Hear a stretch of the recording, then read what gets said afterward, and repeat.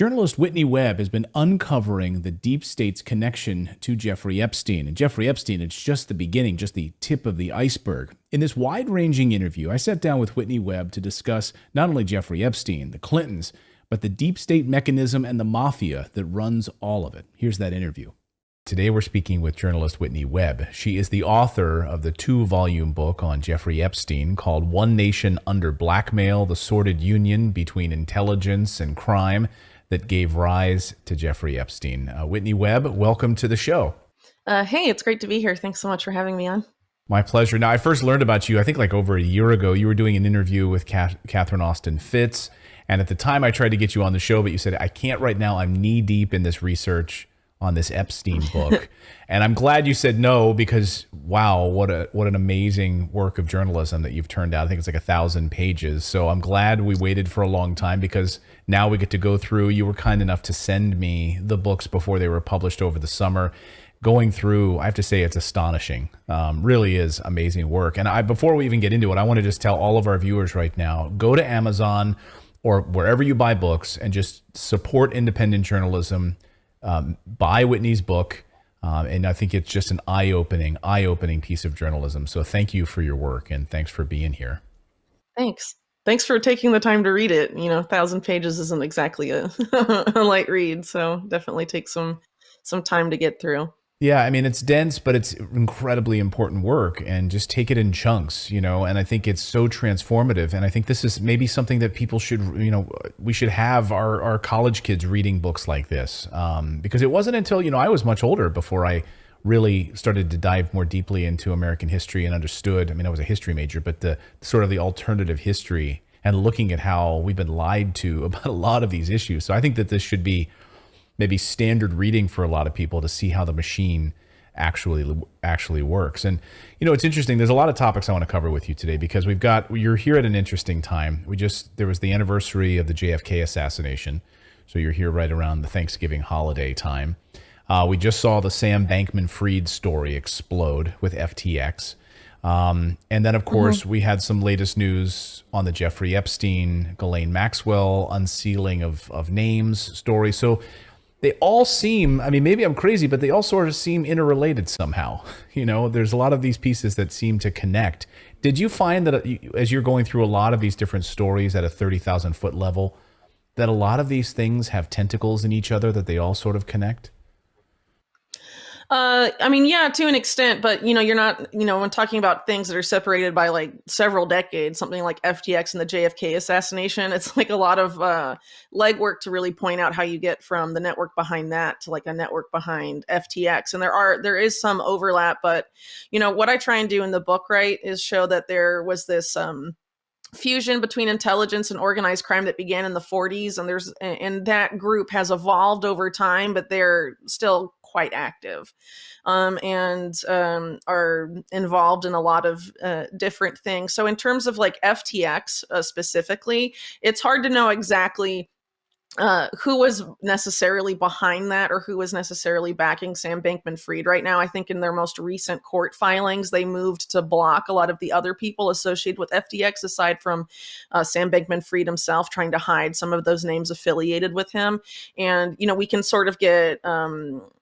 we've had a little peek here and there at some of the network behind him, but it's hard to know exactly what was going on. Whereas when you're talking about something like the JFK assassination, you have like, over 70 years or so, right, more or less of, research and time for documents to come out and right, Freedom of Information Act requests. And so it's much easier to piece together something like that than something that's currently like still a developing story like the FTX scandal. I guess I just I was going to say, I sort of see a lot of just similarities in the, in the cover-ups, the powerful people, the elites that don't want you to have access to this information. I think there's a lot of commonalities between these stories, right? Yeah, well, if you have a particular network, that's even decentralized, right, and they're able to get away with things decade over decade, they're not going to stop that behavior because of a lack of accountability. And so these particular groups that are affiliated with either organized crime or intelligence or, different power power brokers, more often than not, the law doesn't apply to them like it applies to the rest of us. So they're able to sort of get away with certain crimes if they're in bed with the right actors, or if they're benefiting the powerful enough. Making the money, things like that. So, I think that was probably true, with FTX, it's pretty clear that was serving a particular purpose for certain powerful people, and that the fraud going on there was benefiting certain powerful people, because you're not just having, the government and the Department of Justice and law enforcement sort of, essentially turning a blind eye at this point to him. But you're also having the mainstream media cover for him, because someone like Bernie Madoff, for example, within a couple of days, he was arrested. The media was totally, against him. And what we're seeing with SBF, as he's called, Sam Bankman-Fried, is quite different. Right. It's very apologetic in a sense, and very sympathetic to his case, when in reality, if you're looking at the court filings and all of this, it's very clear that he was a brazen financial criminal. Right. Rumble Wallet, what is it? Well, Rumble Wallet is a place for you to control your money, and no one else can control your money. And this is a paid advertisement for Rumble Wallet. They are sponsoring this portion of the show. If you actually want, to control your money without having big banks involved in it, you can actually try it for free. Just go to wallet.rumble.com and download the Rumble Wallet app right there, and you can start today. And you can actually, when you start today, you get $10 in US stablecoin just put right in your account. So they're going to give you $10 just for opening the account. What's amazing about Rumble Wallet is that you can invest in anything you want. More of your money lands where you want it. It's very easy. And of course, they're working with MoonPay, so it all is tied together. And you can invest in crypto, you can pay people, and no one can tell you what to do with your money. In fact, with so many creators we've worked with over the years that have been debanked, so many independent journalists who've done incredible work have been debanked because whether it was PayPal or somebody else just like, nope, we're not going to allow you to have access to your money. And the beauty of this is that no one controls it. You get to control it. Not even Rumble has access to this. So go to wallet.rumble.com today/redacted. Try it right now and get $10, and use that code redacted10 to get $10 in USAT right in your account. It's so easy to set it up. Just check it out right now at wallet.rumble.com. Now, you sat down with my old colleague, Glenn Beck, for a really in-depth interview on the book. So I don't want to, he did a great job. I would encourage our viewers to go check out that interview. I don't want to retread some of the ground that you guys already covered together. So what I want to do is try to maybe focus on a few other topics, or even go a little bit deeper in some things from the book and from some of the current events. So other treatments, let's just talk about your book at a high level. Other treatments of Epstein have focused on his sex trafficking crimes. But I think what's interesting about your book is that, it really dives deeply into how interconnected the state sponsorship of all of this was, how intricately involved the government actively was working with him. So can we just start there? Why was that part of the story so interesting to you, how involved the government was, or the state sponsorship of Epstein? Well, I first got interested in it because there was an obvious attempt to cover it up by the mainstream media and, of course, the government itself. So you had sort of inklings of this come out, where you have Alex Acosta reported as saying that he went light on Epstein when he was, a U.S. attorney in Florida, because he was told that Epstein had belonged to intelligence and was above his pay grade and whatnot. So, I wanted to sort of understand what that meant, right? Because if you say belong to intelligence, that could mean he was an asset, he was on the payroll, he was an agent. And does that mean one intelligence agency or multiple intelligence agencies? What exactly was the nature of that involvement? Because if you're talking about someone who's under fire for the sex trafficking of minors, and there's an intelligence connection, that means there's a state connection, like a government connection. And as I note throughout the book, there's acts like this, scandals like this, that have broken, really throughout American history in different administrations with powerful political connections, and they've been covered up pretty systematically. So it seemed like Epstein, there were efforts to have that happen with the Jeffrey Epstein case as well, and I think that's been pretty clear over the past few years or so. So in terms of what that state sponsorship was, I did my best to really just put all the information out there, and people can sort of draw their own conclusions. But I think it's pretty conclusive that there was either one or two in state intelligence agencies that were involved with his activities. But it's not just limited to sex trafficking. So if you look at the mainstream media narrative of Epstein, it focuses pretty much exclusively on his sex trafficking from 2000 to 2006, give or take, Right. with the exception of the Ghislaine Maxwell trial, which deals with some stuff in the 90s. But overall, it's mostly focused on a very specific activity in a very specific time frame. And this is someone who's, entered the workforce really at some point in the 1970s. And a lot of those intelligence connections go back to the 80s and arguably even 70s as well. And so there's a lot to unearth there. And a lot of his earlier, I guess, controversial behavior that he was involved with in those periods was seems to have been more focused on financial crimes and on arms trafficking as opposed to sex trafficking. But as I note in the book, a lot of the people he was working with in that period of time and also institutions were themselves involved in sex trafficking, and in some cases, the sex trafficking of minors as well. So he, saw this behavior somewhere else before he engaged in it himself. And these, institutions and entities that I refer to there were also tied to intelligence agencies in a very significant way. So this is something that, intelligence agencies seem to engage in when they believe it is to their benefit.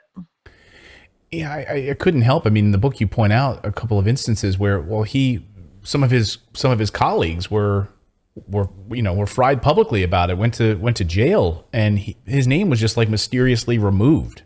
Like, am I wrong about that? Yeah, on the financial crime side. So Jeffrey Epstein and a man named Stephen Hoffenberg, and also Jeffrey Epstein's mentor, son of one of his big mentors. The mentor was Douglas Leese, a British arms trafficker with alleged British intelligence ties, and his son Julian Leese was also at this firm, and allegedly both Julian and Douglas Leese were involved, according to Steve Hoffenberg. But Steve Hoffenberg's dead, so you can't really ask him too many questions about it anymore, at least. But it was Steve Hoffenberg had created this company called Towers Financial, and Douglas Leese was allegedly a principal there and connected Steve Hoffenberg and Jeffrey Epstein. And once Jeffrey Epstein is on the scene, this is around 1987 or so, interestingly enough, the year he also is alleged to have linked up with Leslie Wexner. Jeffrey Epstein develops a Ponzi scheme plan that he and Hoffenberg enact, using Towers Financial as sort of the vehicle for conducting this large, very massive Ponzi scheme. I think at the time it collapsed around 93 or so. It was one of at the point, maybe the biggest Ponzi scheme in US history. At that point, I think it no longer holds that title. But yes, so in grand jury proceedings, the attorneys involved in prosecuting that case, their main narrative was that Jeffrey Epstein was the mastermind, and Stephen Hoffenberg confirmed this in his testimony to the grand jury. But then in a few months' time, Jeffrey Epstein's name is dropped from the case. And in 1993, Jeffrey Epstein is, instead of in prison like Steve Hoffenberg is, he's visiting the White House. And that may be related to why, his name was dropped from the case, because he became intimately involved in fundraisers. And one of the fundraisers he was first involved in, at least that we know about, in 1993, was related to a fundraiser for the White House Historical Association. And so the White House Historical Association fundraiser was supposed to be, led by the First Lady's office, Hillary Clinton, and her decorator, Khaki Hawker-Smith. And reference to this particular fundraiser turns up in Vince Foster's quote unquote suicide note. What did he say in that suicide note?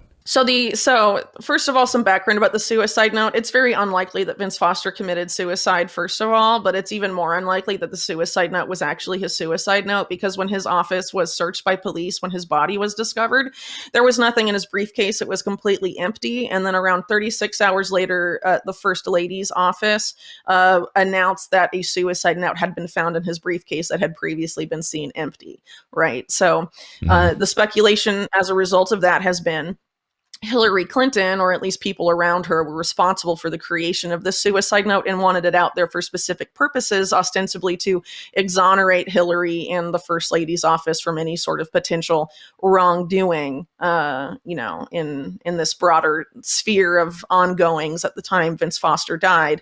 And the only reference to Hillary Clinton in that quote unquote suicide note is related to this fundraiser, and how there was nothing funny about the money involved. And of course, as White House legal counsel at the time of his death, Vince Foster would have been responsible for determining if there was anything suspect about the finances of that particular fundraiser. And if you look at some of the names associated with this fundraiser, you don't just have Jeffrey Epstein, you have people like Clark Clifford, who, for example, was instrumental in having BCCI establish itself in the United States, with BCCI being the Bank of Credit and Commerce International, which is one of these organizations I sort of alluded to earlier that is, essentially masquerading as a bank, but is really a private intelligence apparatus that's sex trafficking minors, among other things, but involved in money laundering on a massive scale and all other sorts of just really insane and brazen financial crimes that were investigated by Congress, and it, sort of collapsed spectacularly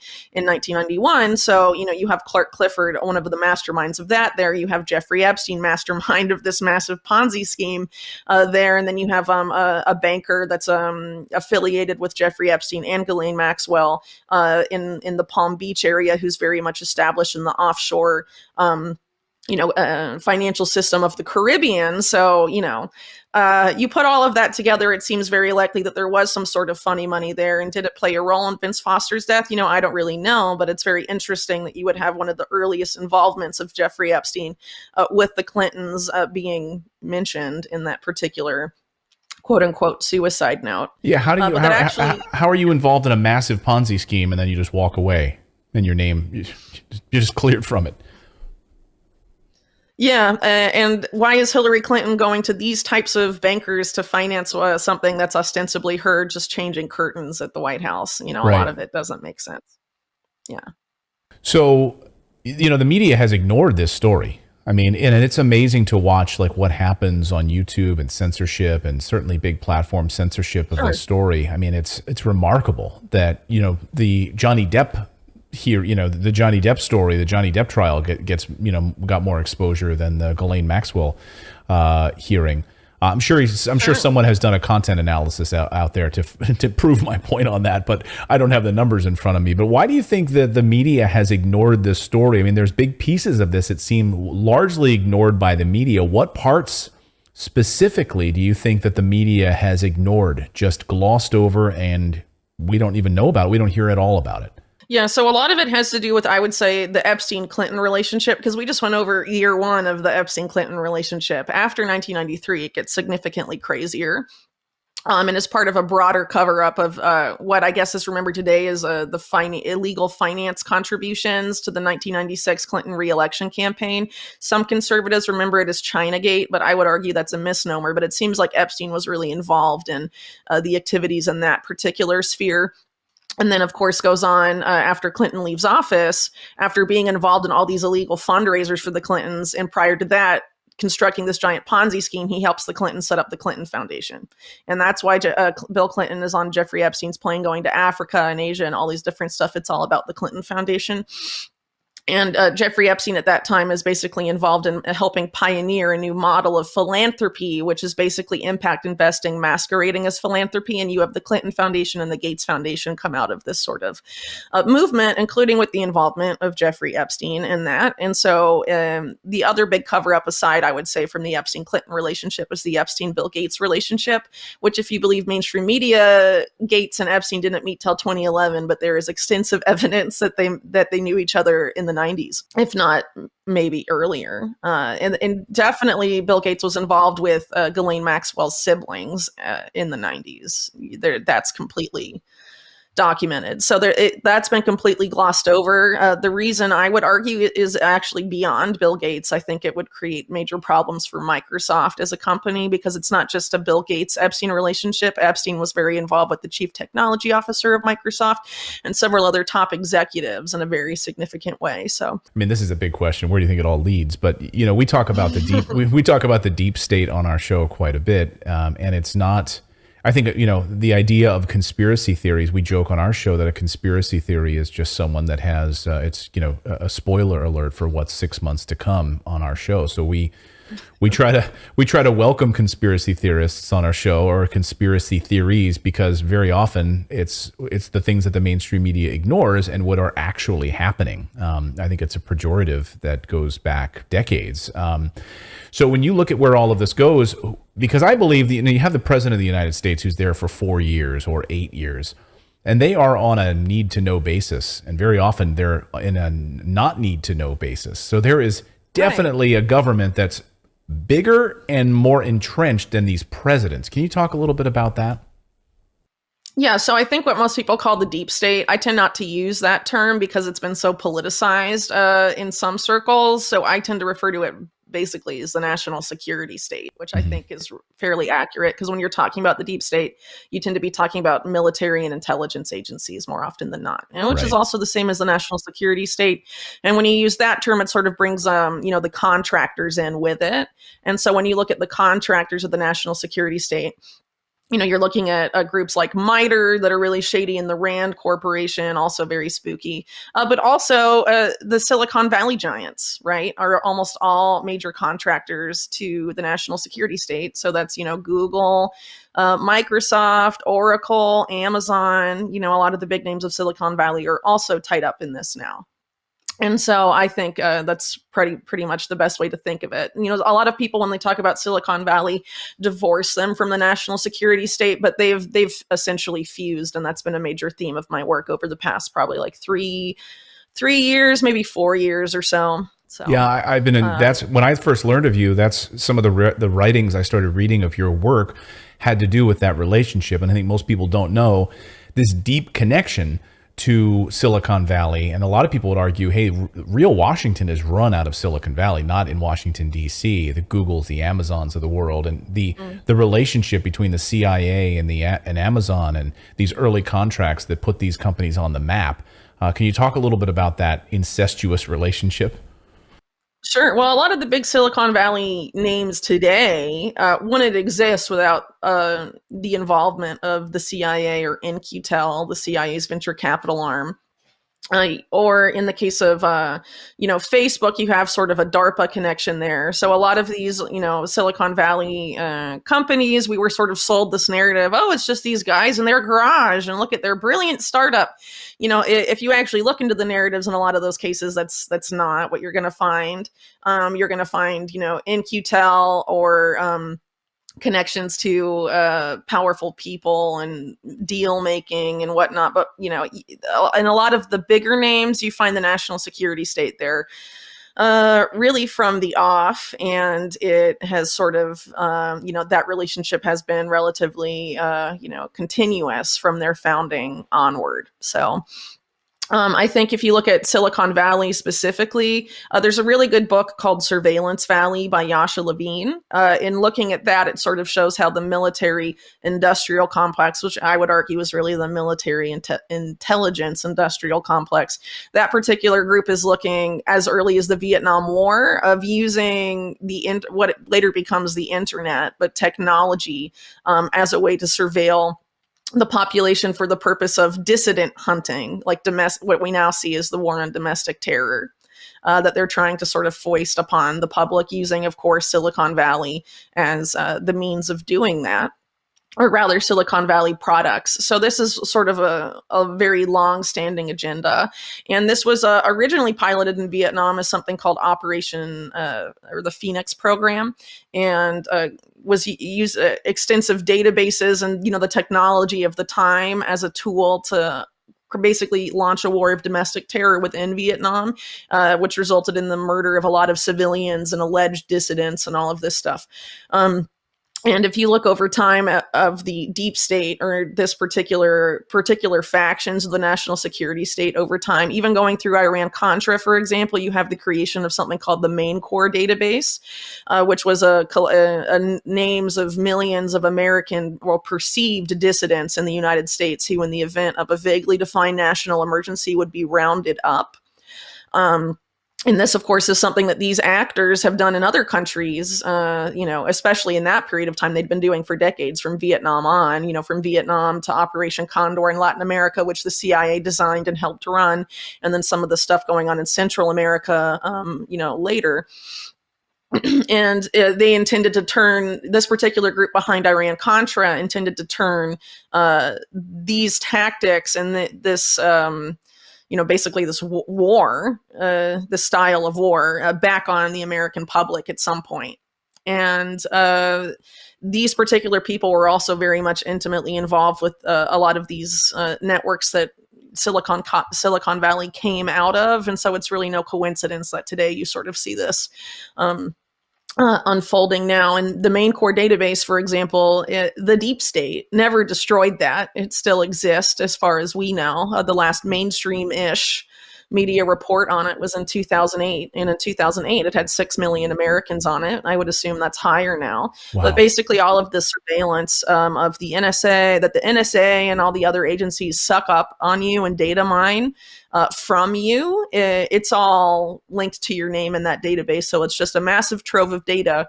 And the way they turn that into actionable intelligence is through Palantir. Palantir is a definite CIA front company, funded with, Peter Thiel's money, but also with NQL money from the off. Yes. And their first, for the first, I don't know, I think 3 years as a company, their only client was the CIA, which basically molded their product into what it is. And according to Alex Karp, who I believe is still CEO of Palantir, the CIA was always the intended client of Palantir when it was created. Palantir, from the evidence, seems to have been expressly created to replace a DARPA program called Total Information Awareness that was designed and going to be run by one of the top people from Iran-Contra, John Poindexter, who's also considered to be one of the godfathers of modern surveillance.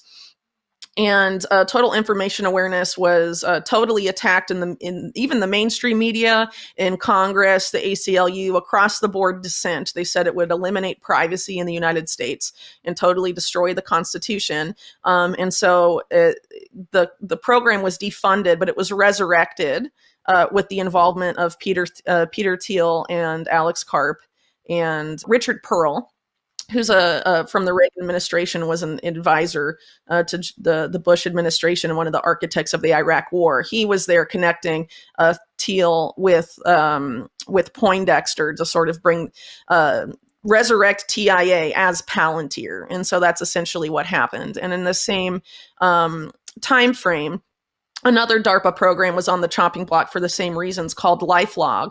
And Peter Thiel comes in and essentially puts a bunch of money behind Facebook, which is, today is analogous to what the LifeLog program was. And the day that LifeLog was shut down is the day that Facebook launched. All very coincidental. Yeah. See, I know this is the exact same day. I mean, people who watch our show, we've had people who've just discovered our show, in their 60s, and they write to me and they say, for so many years, I didn't know. And they watch our show, and we have guests like you on, and their eyes are opened for the first time. So when it sounds like to a normal person, that sounds like a coincidence. So the day that they close down, Facebook launches. I mean, these are not coincidental. And in the very same week that you have FTX and everything unfolding with Sam Bankman-Fried, of course, you have, now we're suddenly rolling out a digital ID system, and we're going to start to be looking more deeply at a digital ID system and a U.S. backed digital currency instead of a decentralized. Yeah. We'll let the Federal Reserve run this. And to a normal person, like, that's just coincidental. I don't think maybe I'm just cynical. Talk me off a ledge, Whitney, but I feel like they're all tied together. When you have stories like that, literally 2 days later, we hear the story about the Federal Reserve and the scandal with Sam Bankman-Fried. I just don't believe that they're coincidental. Do you?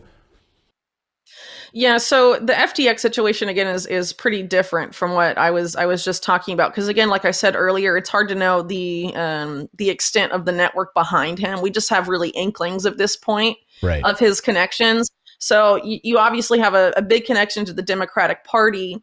You also have, there were also donations made to Republican candidates. People that have looked really deeply into this have found the Republican candidates that were supported by FTX executives, including, I think the one that donated to Republican candidates was Ryan Salome.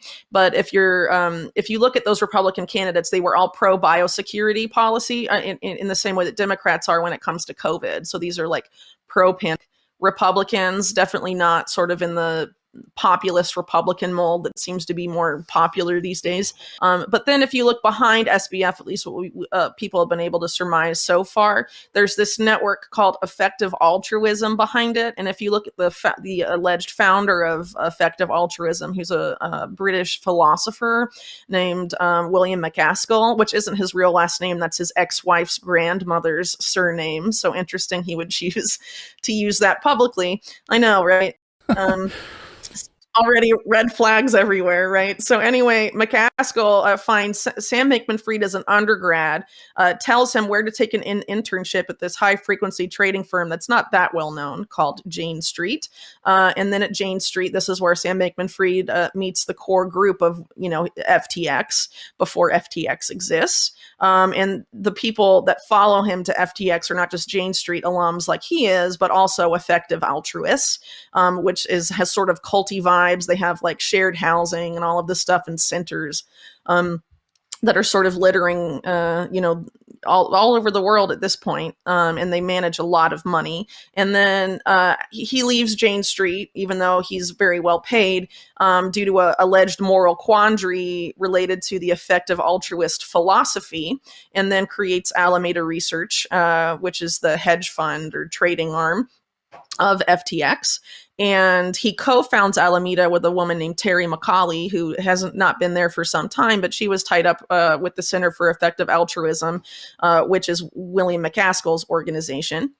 So you have McCaskill pretty much all over this. And then he's also an advisor to an FTX fund by the end of it, and only resigned after the collapse of FTX took place. So you have this guy basically guiding Sam Bankman-Fried's entire career.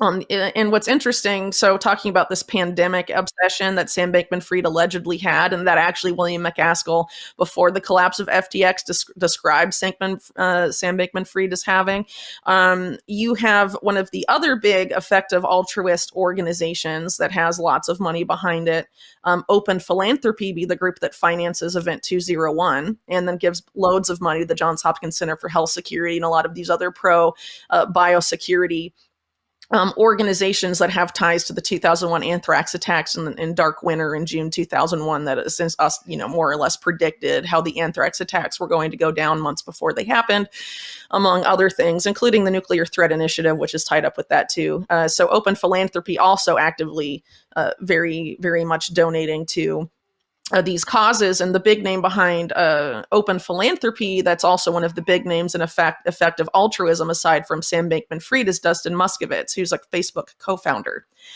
with Mark Zuckerberg. So you start to sort of see this network there. But what's the more you look at it, it's very bizarre because a lot of their backstory doesn't make sense.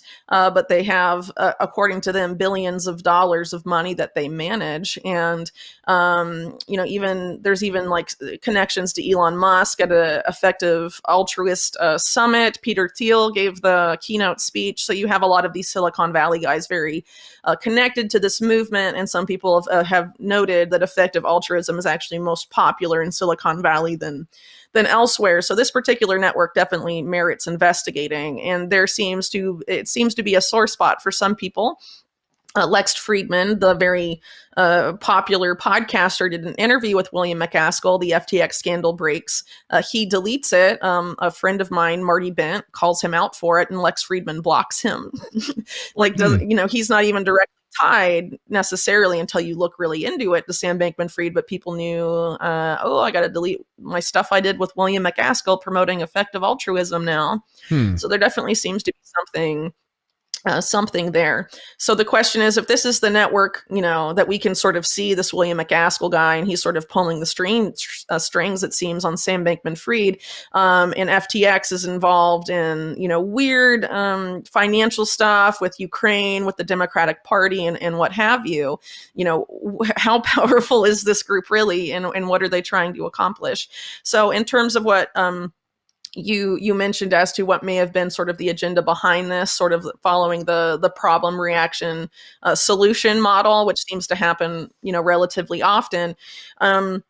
A few months ago, you had Sam Bankman-Fried basically promoting the idea that FTX would become what he called the everything app.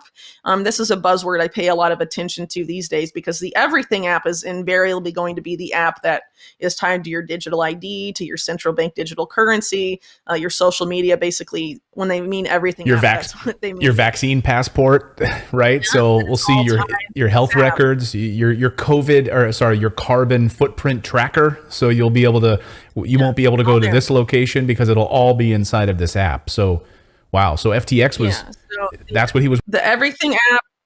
Yeah. He wanted FTX to be that. He wanted it to be the bridge from the current system to that system. But there's other people that want that too. So Elon Musk, for example, when he bought Twitter, said he wanted to make Twitter the everything app, following it off the WeChat model in China, which the WeChat in China is the closest thing, as far as I'm aware, to an everything app currently in wide use today, because it ties together social media, your finances, all other sorts of services tied to just that one app. And the parent company of WeChat is one of the top investors in Tesla, and one of the most active advisors to Tesla as a company, which, by the way, Jeffrey Epstein was also advising before his second arrest. But so that's what I said at the beginning. Do you see how all of these tentacles intertwine in some little way? And it feels like even just like similarities between where did Epstein get his billions? So we can never seem to get an answer on that. Where did SBF? Where did Sam Bankman-Fried get his billions? We can't seem to get answers on that too. Yeah, there's a lot of question marks there, because the origin story is it came from these arbitrage trades between the price of that he was taking advantage of the price of Bitcoin being different in Asia than it is in the US. Well, Japan and South Korea, I think, than the US. But in order to actually have made billions off of that, he would have needed a lot of capital already at the time to have made that much money that quickly. And he's not really giving any answers on where that money has come from. And according to some people that have looked into this even prior to the collapse, became very evasive when asked about the origins of this money.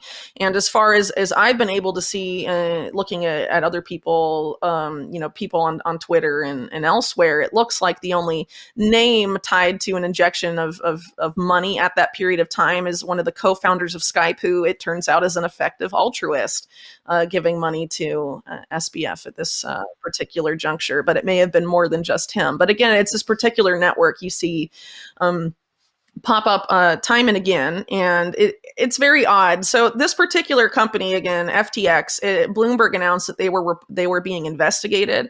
It looks like by the Southern District of New York months before the collapse. So there was some sort of tip off, I guess. You had a couple of the top executives leave, who again are either tied to Jane Street, effective altruism, or both, before FTX actually collapses.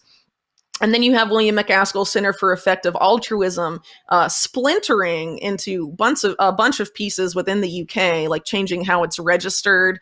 And it's now been divided into like 5 or 6 shell companies. And William McAskill has used different variations of his name to try and disconnect them from each other. So one's registered to Dr. William McAskill, William David McAskill, William McAskill, Dr. William David, all these different variations, and they all have different, it's technically illegal, and that's what con men teams, normally do in like the British system to keep their shell companies disconnected and stuff.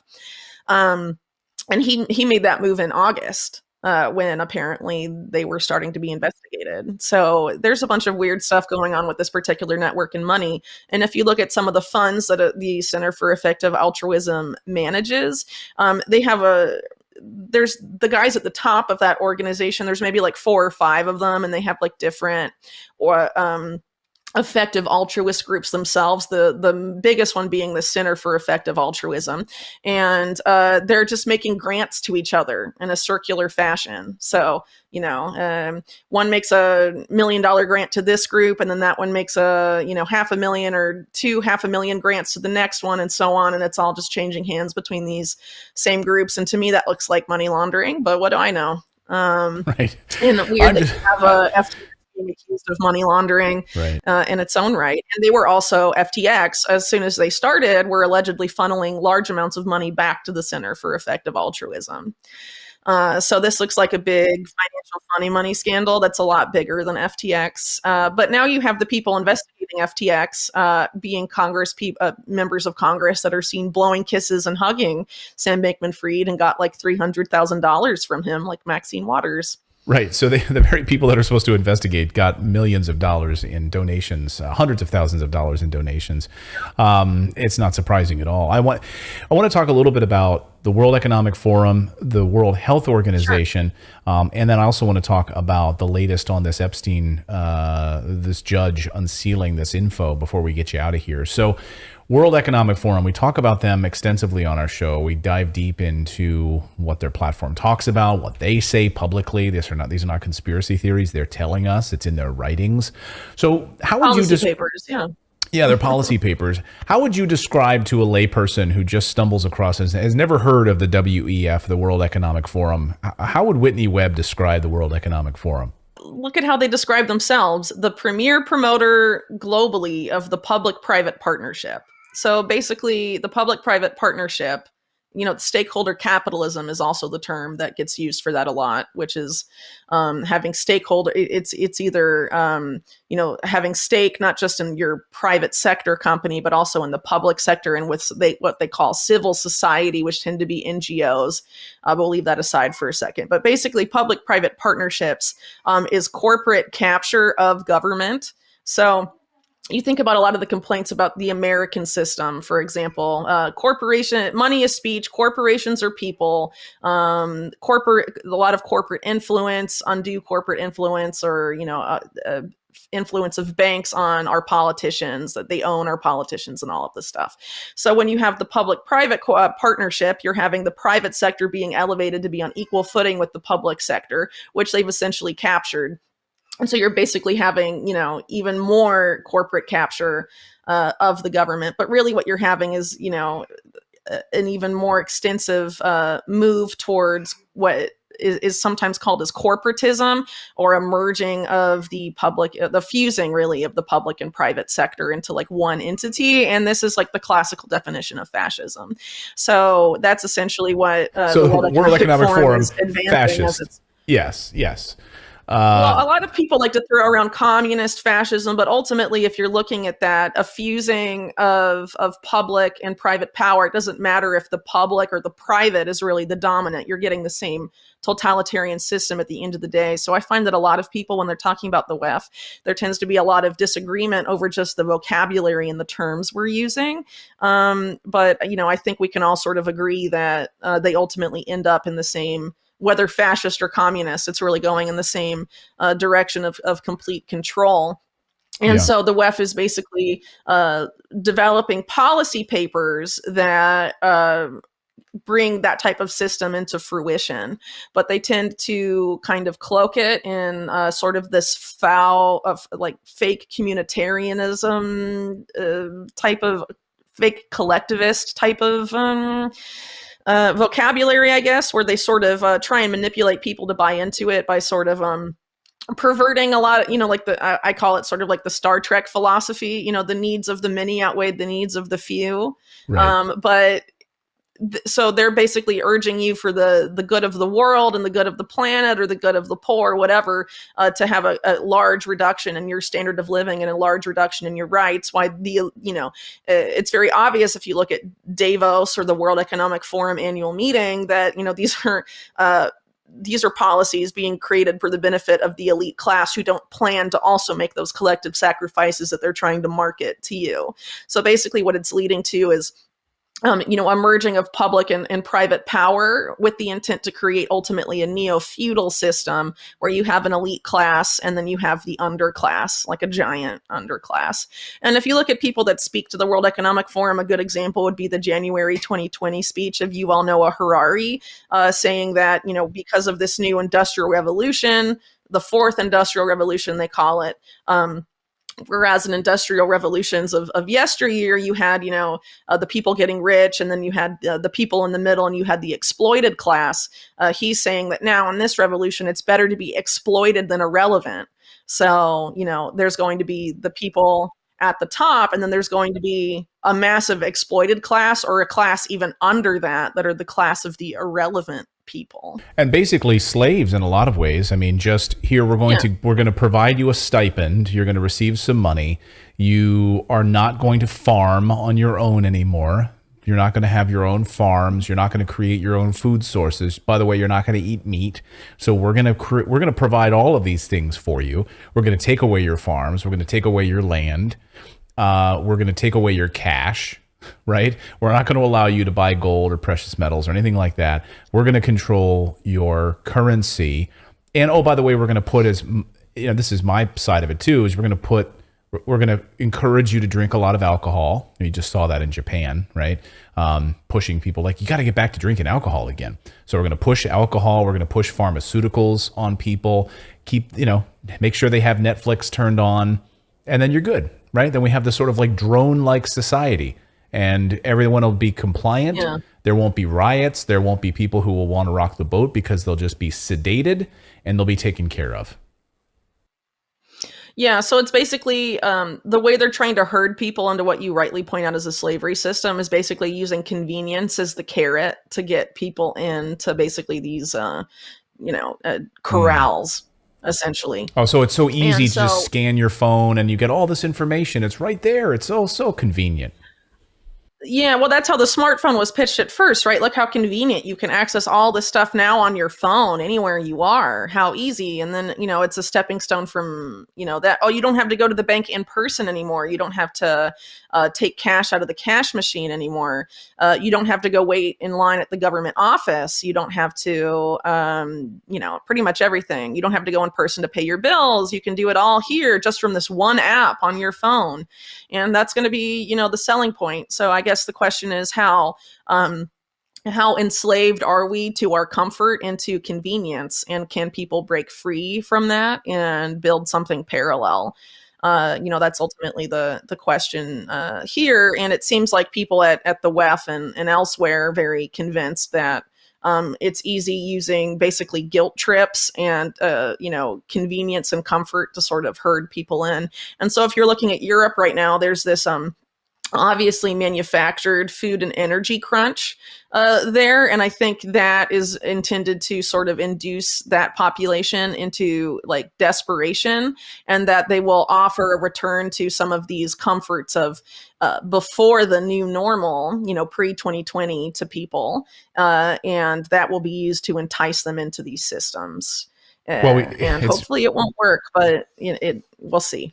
Yeah, but we've got a long history of it working, because people just want to live. They just want to survive. And if you're going to give them something, pull them out of this mess, then they're just and that's what they're exploiting. But really quick, to tie some of this together, I want to go back to the ideology behind effective altruism for a second. So what you were describing with the system that we've just been talking about, there's basically this desire to micromanage every aspect of our lives. So the effective altruist, their philosophy is to get super rich as much as possible, join this elite tier, and then once you're in that elite tier of ultra rich, you're so elite and superior that you're able to pinpoint scientifically and mathematically exactly where the greater good of humanity needs your money to go. And some of these people have reduced this down to which lives are more valued, lives in the developing world or lives in the developed world. And basically the idea of micromanaging capital flows for the good of the planet and all of this stuff. So you can sort of see how that ideology can bleed into what we were just talking about.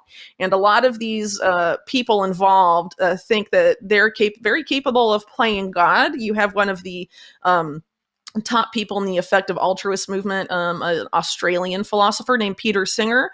Peter Singer became controversial in the 90s because he was arguing in favor of infanticide, that it's okay for the greater good to kill some babies within the first month of life, even if they're alive and healthy and stuff like that.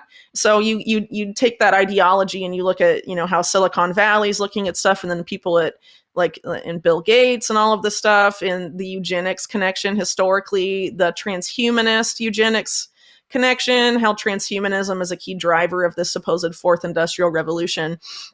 you see a lot of these people in Silicon Valley favoring what is obviously a technocratic system, where there's a class of technocrats who get to decide everything and you just have to live with it, and they're just telling you it's for the greater good, essentially. Yeah. And so you're seeing this really all over the place. Yeah, like Yuval Harari. You mentioned Yuval Harari talking about, we have too big of a population and we don't need all of these people, and it would be fine if all these people weren't around. So yeah, absolutely the case. A lot was making of, I think it was Luis Zamperini's biography by Laura Hildebrand, Unbroken, where he talked about the eugenics program. Certainly talked about that quite extensively. And for those people, I think there was that was eye-opening just hearing it in the Laura Hildebrand book about eugenics, as if that's something that just ended in the 1930s or 1940s and that's gone. No. Yeah, and that it absolutely continues. Yeah, so talking about transhumanism, right, that's how you can really see what the eugenics program became. So after World War II, you have Julian Huxley, who's Aldous Huxley's brother. He's installed as the president of UNESCO, but he's also the president of the British Eugenics Society. And charting out his vision for UNESCO, he writes about eugenics: we need to make the unthinkable thinkable again. 10 years later, he describes how to do that in a book called New Bottles for New Wine. Which is basically him talking about the human race in that metaphor. And he creates the term transhumanism, Julian Huxley. Wow. And he says that this is the new eugenics, merging man with machine and using these technologies to manipulate genes and all of that. So, it's definitely evolved since then. But if you look at the people who financed Nazi race science, you have the Rockefeller Foundation. Mm-hmm. And who's a big financer of transhumanism today? The Rockefeller Foundation. Wow. So there's a lot more, going on here than just, let's augment ourselves with technology. And then you, of course, have the within alternative media and even within groups that are ostensibly opposed to transhumanism, they frame it as inevitable. And they say the only way for us to compete is to merge with the machines to stay relevant with super intelligent AI. And I think that is a total scam, to be honest, to sort of sell people into adopting it. Because to be honest, artificial intelligence is not where they claim it is. The singularity would have already happened right now if it was capable of happening. And if you look at some of their research studies, it's very clear that they can't make it happen, and they're trying to really scramble to make it happen. So the idea of super intelligent AI just appearing on the scene and dominating life is very, very unlikely. But they don't really necessarily need to get that point to get people on the transhumanist bagwagon. They just have to say it's happened without evidence, potentially have it parroted by mainstream media, drum up the fear, and then say the only way to fight it or stay relevant is to get a chip in your brain or something like that. I want to ask you, we may see that in the future, because look at Elon Musk, for example. Elon Musk is a big promoter of that particular ideology about the only way to stay relevant in the digital age or the age of AI is to augment yourself. And he's also, behind Neuralink, and Neuralink has gone into human trials, even though most of the animals in animal trials died. So that's troubling to say the very least, if you're trying to create a product for use in the human body and almost everything in animal trials die. I mean, it's basically the Moderna model, because before COVID, that's how Moderna operated as well. I was going to say, if you go by the COVID model, just go with the COVID model. Don't even put them through trials. And that's actually what I wanted to ask you about here on this WHO treaty, because a big piece of their first draft, I know it's something you've been following. The draft just came out, I think, within the last 24, 48 hours or so. The World Health Organization has written their first draft of their pandemic treaty, which there's been a lot of pushback, but then there's been a lot of compliance as well. We've seen some pushback from some African nations. We saw pushback from Brazil on this. And if this World Health Organization pandemic treaty would effectively create a new government authority, and the way that I'm saying it, sort of above the authority of your elected leaders, it would be supranational. Mm-hmm. And not. It wouldn't matter what your elected leaders are doing, because this is they would have overarching power. There's a bunch of things in this first draft. They keep things very, very vague. They use the word equity a lot. They're pushing pandemic response products. They are going to have peer reviews and audit every nation's preparedness. They're going to have a ministry of truth, essentially, to combat misinformation and disinformation. They don't really define pandemic, like what it actually means. It's fairly vague. Just at a high level, and creating this sort of central role to oversee everything. What do you make of this pandemic treaty? What do you make of the World Health Organization and what this portends for the future?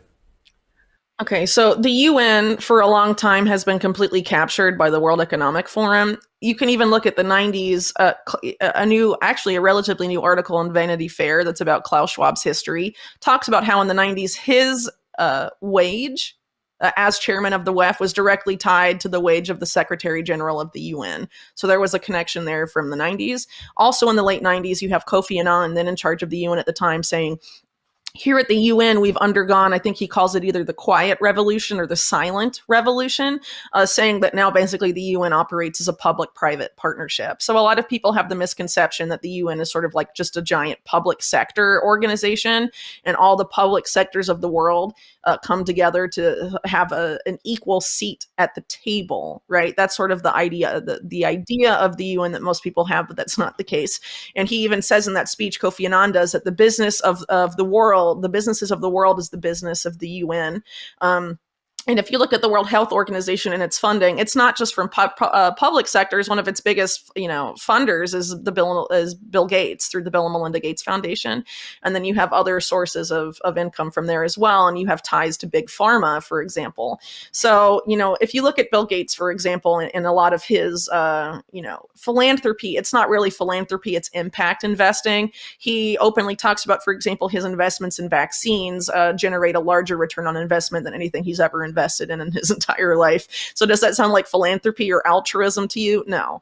So, he's looking to make money essentially and looking for control. And he has a very specific agenda that a lot of people have pinpointed that's related to reducing, the size of the global population, among other things. So you have that in the mix, and a lot of pull from, non-public sector actors on the World Health Organization that are influencing directly the policy there. So, and talking about what we were discussing a moment ago with like transhumanism and basically the new eugenics, if you look at what big pharma is getting into now, a lot of it are joint ventures with major Silicon Valley companies to create new types of medicines. People like Mike Yeadon, for example, have talked a lot as having sort of an insider view of big pharma, that a lot of the most novel products that they've made and could possibly make are either generics by now or they're already on the market. So they're having an innovation problem, like they're out of products to make money off of. Right. So we need long COVID. We need long COVID. We need myocarditis medications.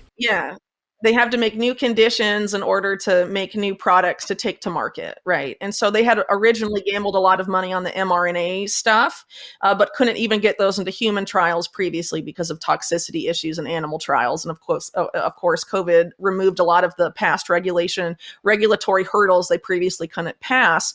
And so what I think is likely to happen with this World Health Organization stuff, if it goes through, is that you're going to further reduce, basically eliminate the ability of national governments to regulate the types of solutions pushed on countries in a future pandemic by the WHO.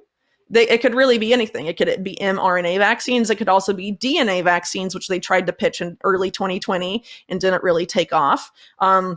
It could be CRISPR types of injections, which is this DNA editing in vivo that has more money behind it than even the mRNA stuff. There's this whole new area of medicine that they've been trying to get off the ground, but people have been really reluctant to buy into it. And that was the case with mRNA stuff before COVID, but now it's been normalized. They've changed the definition of things even to make it qualify as a vaccine, even though it didn't meet the traditional definition of a vaccine because it didn't stop transmission and it didn't provide immunity, right? which is what the definition was before. So now they've changed all the words. They want to clamp down on dissent, so you can't say anything the WHO is saying is crap, or you can't point out the conflicts of interest. And if you're looking again at where the direction Big Pharma is going, it's these mergers with Silicon Valley. A great example is GlaxoSmithKline and Google Health's joint venture called Galvani Bioelectronics. The former head of that was the head of Operation Warp Speed, Moncef Slaoui.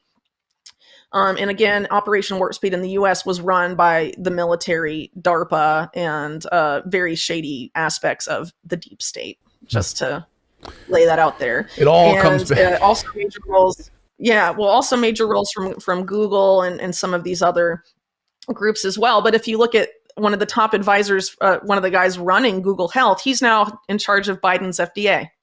Robert Califf. No one's really talked about him at all. And so Galvani Bioelectronics is basically injectable nanotechnology that can manipulate your central nervous system.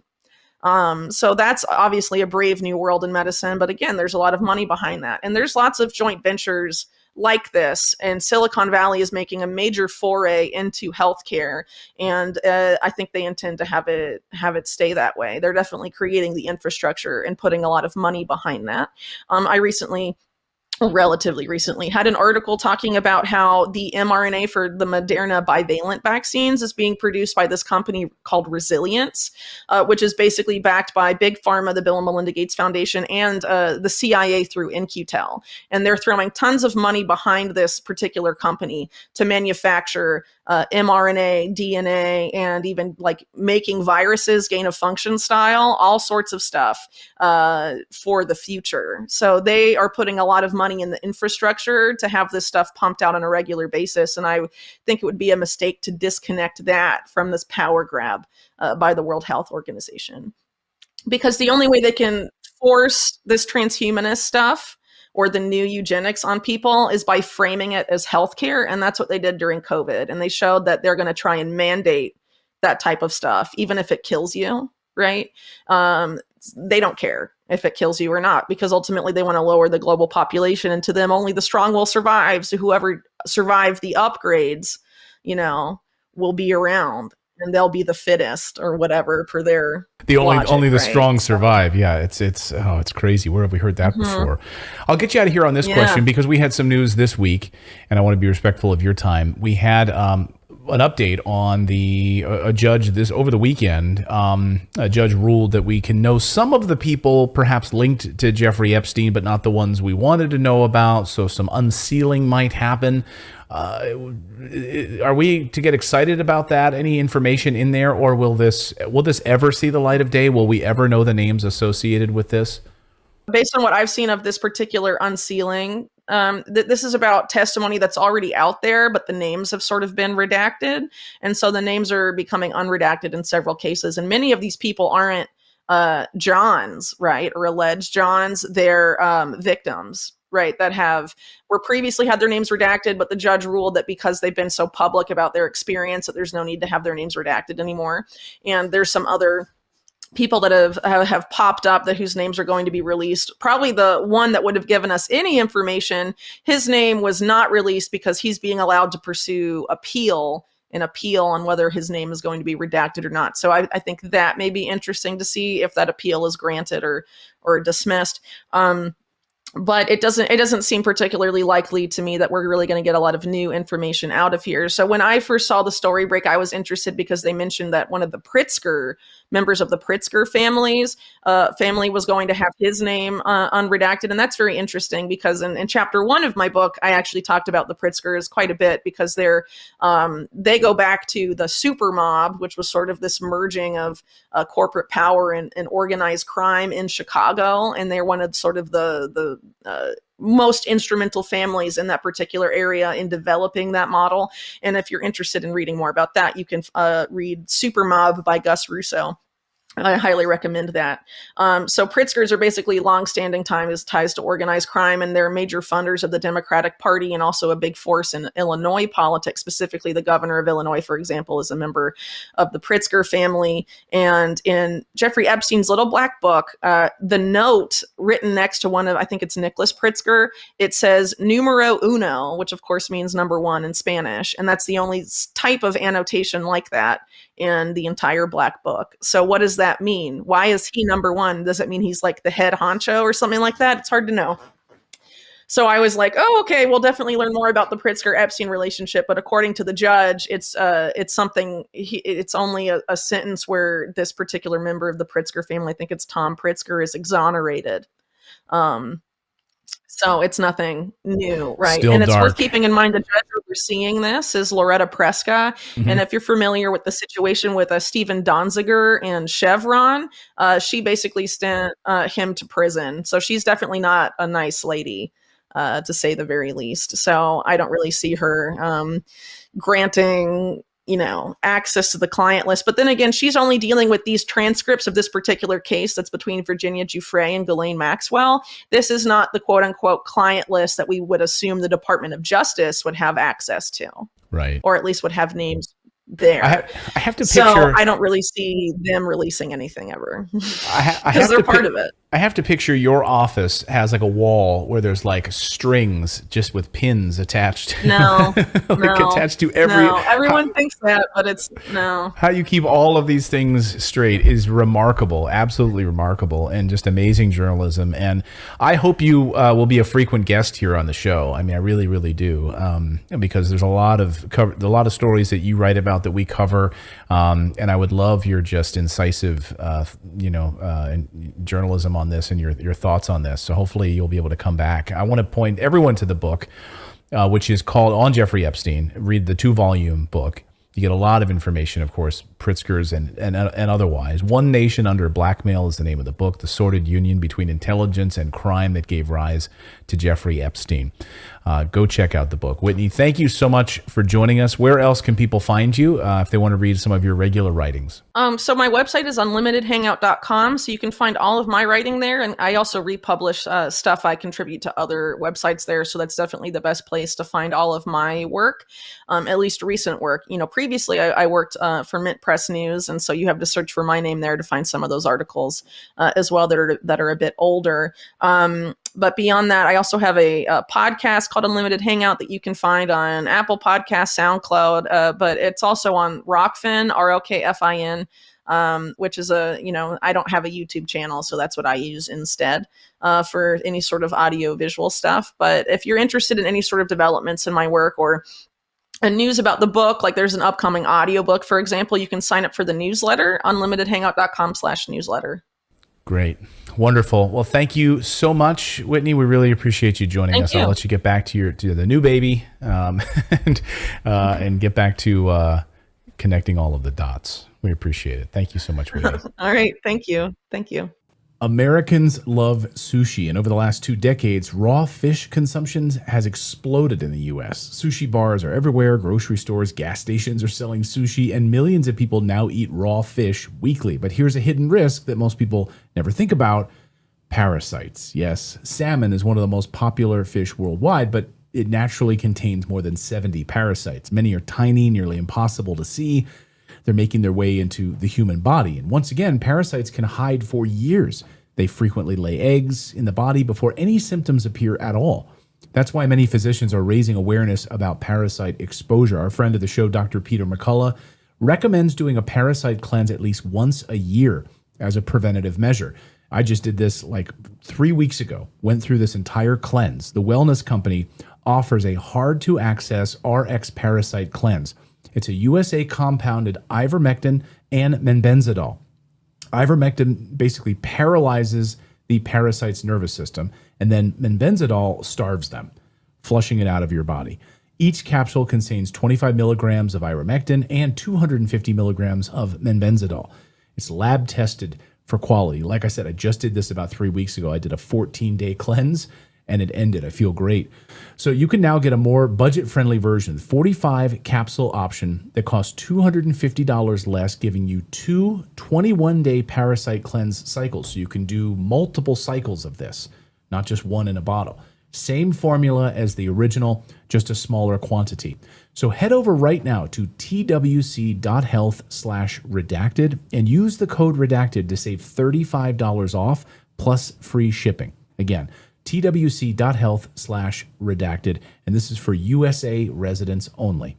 Well, Jeffrey Epstein's longtime patron and financial backer, Leslie Wexner, was finally brought before lawmakers on Wednesday, but not in Congress, in a congressional hearing room. They went to his house. You know what? We'll come to you. Don't travel to Washington. Most people, when they get a congressional deposition, they have to get their happy ass into a congressional chair, but not billionaires, not if you own Victoria's They're different. Yeah, totally different. So they went to Ohio to conduct a closed door deposition about his decades-long relationship with Jeffrey Epstein. No Republicans attended in person. Okay. Why? There was no public testimony. Now we're getting small bits of this in video clips, but we didn't for a while. So yeah, must be nice to be, so rich and connected. Now remember, he was Epstein's main source of funds for years. When asked if he'd ever, even though we now have proof that he was named by the Justice Department as a co-conspirator, he was asked if he'd ever been interviewed by the FBI or the DOJ or any law enforcement. He said, no. I'm brand new here. I've had people say my name a bunch, but I've been living my best life. Here is his statement he released. It's very much, I'm an old man. I have this nice family. I'm too old for this kind of thing. Epstein only had power of attorney because I was too busy with my very important empire that was started with bootstraps and shoelaces and a couple coins on the floor. Basically, that's the story. Okay, well, for years, investigative journalist Whitney Webb has argued that Wexner was not a peripheral figure. This is not brand new to her. It is brand new to the media. And so we're so lucky to have her join us today. I believe this is one of your first interviews since all of this document dump. So thank you so much. It's great to see you. How do you feel about Lex Wexner? Thanks. Getting this, billionaire treatment? Great to see you. Yeah, well, nice to see you all too, and thanks for having me. Yeah, so it's really not, it should be pretty telling to everyone that he had Congress come to him instead of having to go to Congress. Exactly how Leslie Wexner operates. He's the richest man in Ohio. As I've documented in my books and a series of articles, he's been linked to crimes that have been covered up by the Columbus Police Department, leaving murders, among other things, unsolved to allow him to continue to engage in the impunity that he has enjoyed pretty much his, ever since he began engaging in criminal activity, which, as far as I can tell, at least goes back to at some point in the early 1980s. Around the time he was, becoming a billionaire, which I believe was in 1985 or so. And I mean, honestly, Congress has said that they're going to release the deposition and videos of it and are making it like a big show, that there's been accountability because Wexner, who was named a co-conspirator, and they redacted that, that he's finally been interviewed in connection with his role in Jeffrey Epstein's network. I mean, it's just honestly bonkers. I think what we can anticipate to see in that video, if and when it is released, is a lot of softball questions, Wexner denying everything and then being like, yeah, okay, thanks for your time. Right. Yeah. Thanks for flying out. I hope you had a nice lunch here at my mansion in Ohio, but I'm not going to Washington, D.C. anytime soon. Do you think that there will be any prosecutions? We've seen now a former PM in Norway arrested. We have Prince Andrew arrested in the UK. I think those are the only two. He was released. Oh, he was released? Okay. He was released after 11 to 12 hours, I believe. Okay. So, yes. So, but my question is, that's the only two. One of them's been released. Do you think we're going to see any other actual arrests in the United States, prosecutions? Yeah, I don't anticipate Leslie Wexner being arrested at any point. he is far too powerful, and his money is everywhere. And honestly, he has extremely deep ties to numerous officials in the Israeli government through his philanthropies. He focused pretty much the bulk of the Wexner Foundation on training up prominent figures, first in the U.S. In the Jewish community in particular, and now those fellows, those Wexner fellows, essentially run AIPAC. It has an extremely close relationship with AIPAC, obviously one of the most powerful lobbying groups in the United States. And the other side of his leadership training via his foundation has been with Israeli public officials who have, these relationships as a result of that.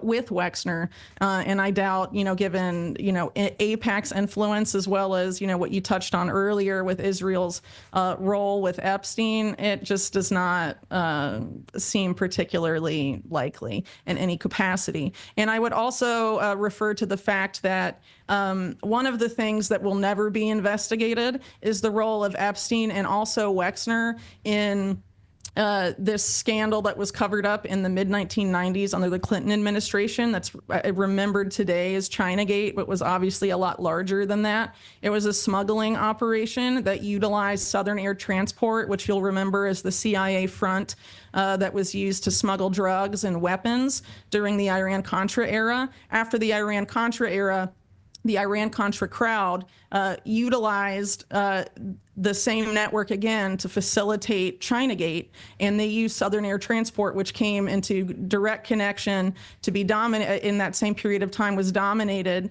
by Leslie Wexner and Jeffrey Epstein, and they had it relocated not that far from New Albany, Ohio, just to run their cargo, ostensibly for the limited, from the Rickenbacker Airport in Ohio to Hong Kong. And people like Ohio's Inspector General called it the Mayor Lansky route because he argued they were affiliated with the mob.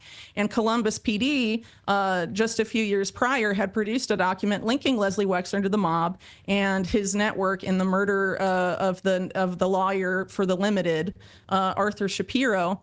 And in that document, they detailed extensive ties of Wexner to organized crime affiliates. And as I noted in my book, citing Catherine Austin Fitts, she was at an event and overheard a government official say that Leslie Wexner was one of the main launderers for organized crime cash flows in the United States. And this is something, as I've detailed in my book, that Epstein was very involved with this network that involves organized crime and intelligence, specifically in allowing them to illicitly move funds and in money laundering. And so, arguably Epstein was a front for that for Leslie Wexner. And this is stuff that they absolutely will, they just can't touch with a 10-foot pole without massive reverberations, for the national security state of the U.S., which has been beholden to this, shadow government of sorts in which Epstein operated, but he was a middleman for it. He was not the head of it. And so until there's an investigation into the people behind Epstein, including Wexner, and justice there, I think most of what we're going to end up seeing is going to be superficial, and maybe more will be admitted or discovered in these Epstein files, but don't expect the government to necessarily do anything about it. Right. Superficial is the right word, because it seems like, and we don't have the full tape, but Democrats just were like, what did you know? Nothing? Okay, that's fine. We're going to go talk to the cameras now. So they didn't actually come with details of, why'd you kick people out for asking about this power of attorney? Why would he have more rights than you to your estate? How come he can buy islands and you just kind of don't know, which is what, you and I might come with a lot more homework and say, explain these things. And they let him get away with like, I just don't know. I don't know. So why do you, Go ahead. Well, I was just going to say, a lot of Wexner attempted to wash his hands of this years ago, saying that they disentangled themselves in 2007. And since then, it's now been shown that they were communicating a year after that. So now it's proven that he was lying. But basically, the excuse he gave is that Epstein embezzled money from the foundation, but they never showed any proof of that. Right. Money was moved around. He's like, I'll never but get there's an no accounting. evidence that Epstein embezzled it. Yeah, they never charged him. They were so if you want to believe the Wexners that Epstein embezzled $42 million, they were just like, okay, that's fine. Bye. Keep the $42 million. Friend of the show, Derek Brose, just wrote a piece about Les Wexner's very bad week, because not only he had to testify in front of Congress, but also in the OSU sexual abuse scandal. And there's a whole hornet's nest there tied to, of course, his brands and OSU. I mean, maybe you could talk a little bit more about that. Well, he's one of the main donors to OSU. I think their medical school is named after him. He's been on like the board of overseers or trustees of OSU for a long time. I'm not sure of his specific connection to the sex scandal, but I think it's worth looking into, considering that not only do you have, for example, as we have just discussed, his connection to Jeffrey Epstein, but other executives that worked under L Brands for Wexner, including, I believe, the former head of Abercrombie and Fitch, have been charged with sex crimes against minors. So why is this a repeating pattern around Wexner money? Right. Such a good point. Now, I'm very curious because I only in these files learned about Dennis Hirsch, who took over for Wexner. And he said, look, Dennis Hirsch had the same power of attorney, the same. Is that true? And do we know anything about continued involvement, or is there a credible story that, like, it ended with Epstein? What do you mean it ended with Epstein? Like what ended with any Epstein? kind of, suspicion, any cloud of suspicion ended around Les Wexner when he sent Epstein packing in 2007. You mean in 2007, Wexner stopped engaging in any and all potential criminal activity? And so that is his story, is I was never connected to any criminal activity. And then Dennis Hirsch comes in, and then there's no cloud of suspicion ever again. So I don't know much about Dennis Hirsch. He says in this deposition, in this statement, that, Dennis Hirsch had the same power over my estate that Epstein always had once I replaced him. So what do you know about Dennis Hirsch, and is that true? And he's dead now. I haven't actually followed Wexner's finances extensively beyond the connection with Epstein. So that ends around the time of Epstein's first arrest. And obviously from that point on, Epstein rebranded as a tech investor and got involved with people, a lot of the big tech people like Peter Thiel, and was moving money around for people like Leon Black and Bill Gates and what have you. So seemingly moved on from him in that period. But given, a lot of his activities earlier on from that period, which I have studied extensively, I don't really anticipate that a lot of Wexner's activities that are less than legal would have discontinued just because he replaced Epstein with someone else. Right. All on the up and up now. Yeah, it's all good. You've been reporting on the Epstein files for years, or Jeffrey Epstein specifically for years. What do you, since we haven't had a chance to talk with you since these files dropped and you haven't done any interviews about it, what is genuinely new to you in these files that you maybe didn't know before? What changes the story? And what's just like maybe repackaged material that you've known for a long time?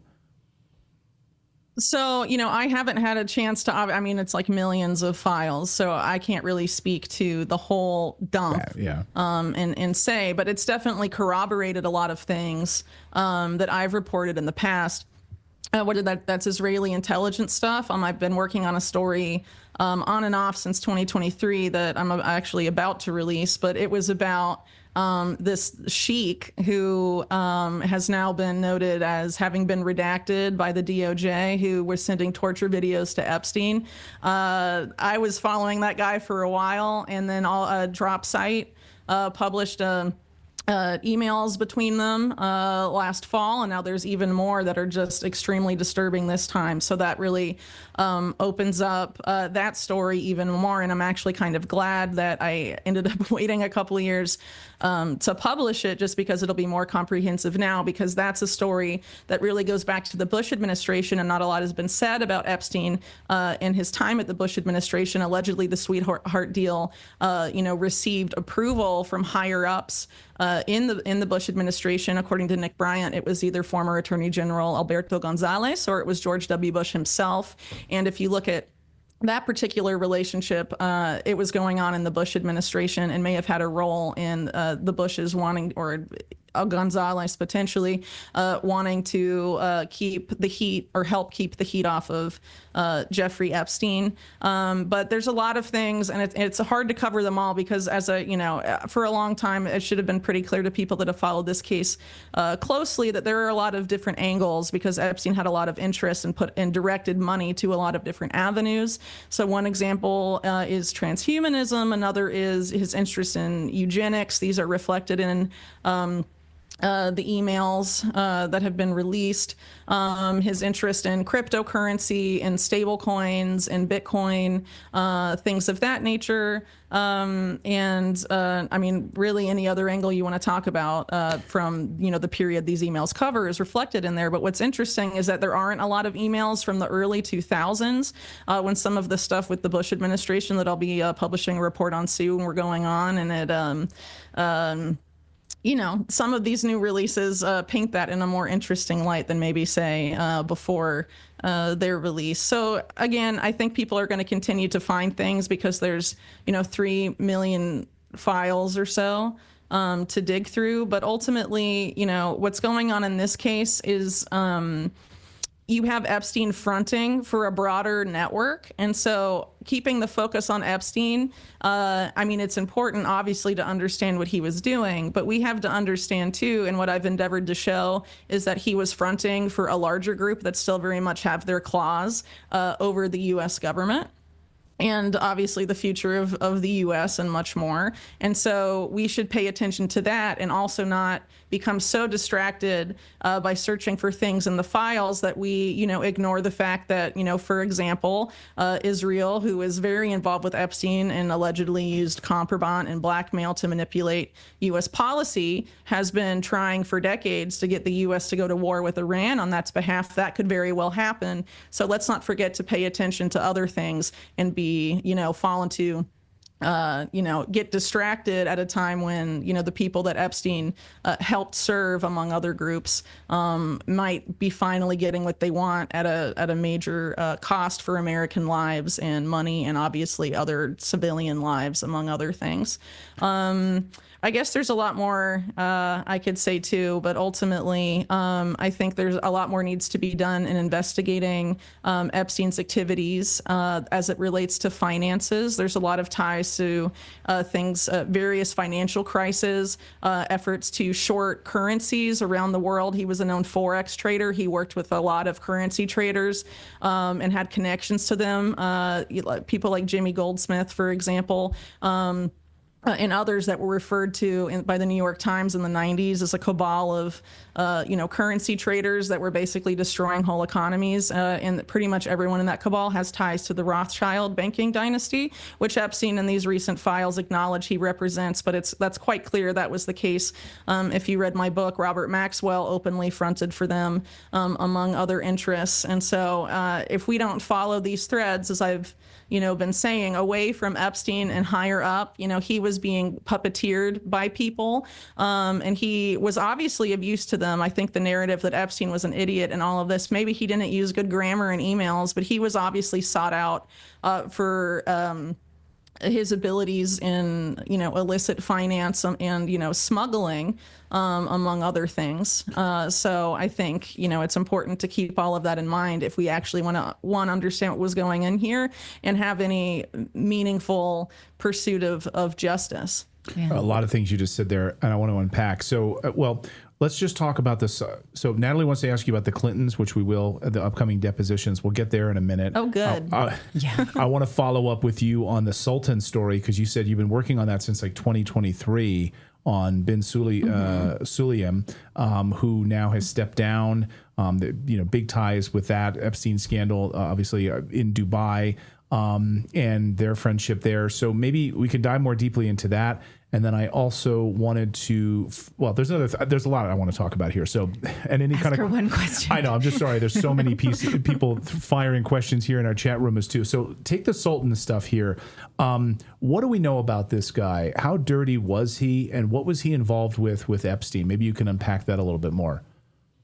Yeah, I don't want to give too much away because I would like the article to come out, because I like having my sources publicly available when I go out and publicly talk about stuff.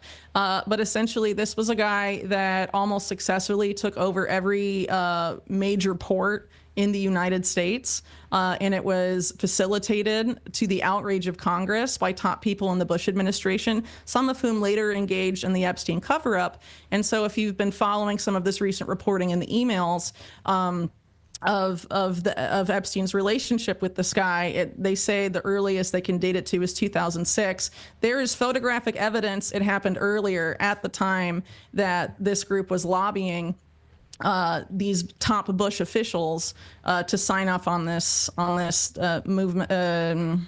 It was really an acquisition of the existing port operator by Dubai Ports World, which is what Ben Sulayem was managing. And intimately involved in this is a guy that I was initially following and was a source of my article initially, which is Andrew Farkas, who's long been known as Andrew Cuomo's money man, as it were. And a lot has come out about his relationship with Epstein as well, but he's been a frequent business partner of this guy and connected him with Trump, for example, because with a DP World affiliated real estate firm, Trump did a lot of his Dubai-based and UAE-based building, including on the Palm Islands, which this guy ultimately controlled.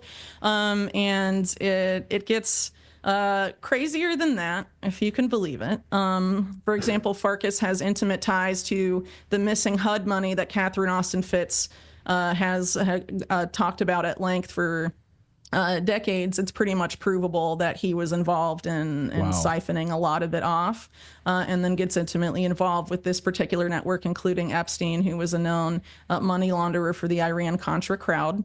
And this, shadow government of sorts. And then, as we know from the later releases, these were, they were very involved with Epstein's activities at the Virgin Islands. The Sheik helped him purchase his island when he normally wouldn't have been able to. This team of him and Farkas intimately involved in USVI stuff, even beyond Epstein, co-owned a marina with Epstein that he needed to control in order to traffic girls to and from his island. And also, as I'll be reporting, a very disturbing proprietary telecom system that wouldn't have been accessible to anyone but them. So there's a lot of very disturbing things going on there. And I would add, too, that Andrew Farkas was listed as a reference by Jeffrey Epstein for one of his USVI companies, along with Jess Staley, which was apparently the jumping off point to investigate Jess Staley as part of this now settled court case between the USVI and JP Morgan. But if they went after Jess Staley for that, why didn't they go after Farkas when he was, listed in the same spot? Yeah. And I would argue it's because he is way too close. Farkas is way too close to top, very high-ranking figures in the Trump administration that are intimately involved in Middle Eastern affairs. Right. Jeez. Maybe you can unpack that piece a little bit more, the Middle Eastern affairs piece, as we barrel towards war with Iran, probably on March 1st, according to sources we've been speaking to. Jared Kushner buying up, Gaza, and then the Israeli piece. I know people, and I want you to speak for yourself, people have conflated, what you have said about Israel and the Mossad connections and CIA, and people like Whitney Webb says he's a Mossad agent, and you have to come out and correct people on that. So now that we hear about the Israeli connections in the apartment, the security system, and all of that, what can you say about the Middle Eastern Israeli connections with Epstein now? And that are still inside the Trump White House that you just said. That's fascinating. Yeah, great point. Yeah. So, regarding Andrew Farkas, the main connection, the closest connection there, he's obviously close with Trump himself, but also he's very intimately involved with the Kushner family. And a lot of the money behind Kushner family real estate deals actually traces back to Andrew Farkas, not the Kushners themselves. So people have argued that Kushner has an outsized influence on the Trump administration. So if true, I doubt any meaningful pursuit of Andrew Farkas would happen, even though he was involved in the infrastructure for the trafficking itself, among other things. And as far as Epstein's role to the Middle East in general, so it depends on what Middle Eastern country you're talking about. There's obviously the UAE ties and his involvement with Saudi Arabia, specifically Mohammed bin Salman, the Crown Prince. He was involved in advising their sovereign wealth funds, apparently of both countries. His ties to the Saudis allegedly go back to the 1980s or so. If you may remember, he was found. One of his residents that was raided, because not all of them were, contained an Austrian passport that had a lot of stamps for Saudi Arabia and listed Saudi Arabia as an address. Actually, this ties in kind of to the Prince Andrew story a little bit, because in this period of time, Epstein was allegedly the mentee of an arms dealer named Douglas Leese, who was leading the representation of the UK's BAE Systems and creating, which would later win the Al Yamaha deal, which is the basis for UK-Saudi military relationship. And it was a hugely significant arms deal for Britain and BAE Systems.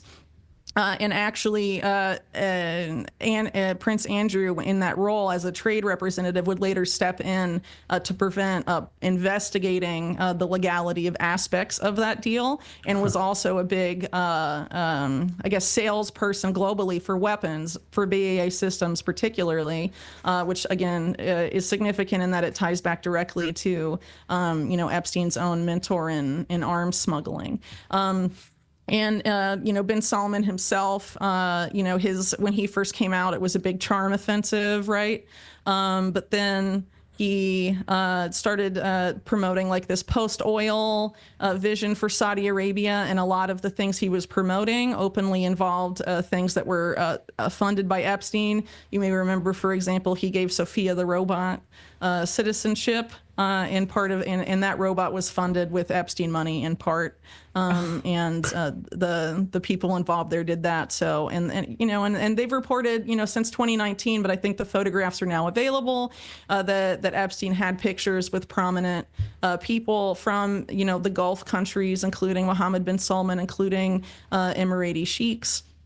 And another thing to note there, as far as the UAE ties go, is that Epstein had a relationship with the bank BCCI in the 1980s, and potentially up until it collapsed with 1991, which was very important to this network in which he operated. And BCCI was investigated to an extent, not as fully as I would have liked, by the U.S. Senate. And there's a U.S. Senate report on BCCI you can read. And if you go to the end and sort of the appendix, they leave as an uninvestigated lead the fact that this bank, which was basically a CIA shadow bank, was running a sex trafficking operation very similar in terms of how it functioned to what Epstein and Ghislaine Maxwell were doing. But in the Senate report itself, it says that these mainly girls, many of them were prepubescent girls, were being basically pimped out to Emirati sheiks, and some of them would return with extreme bodily injuries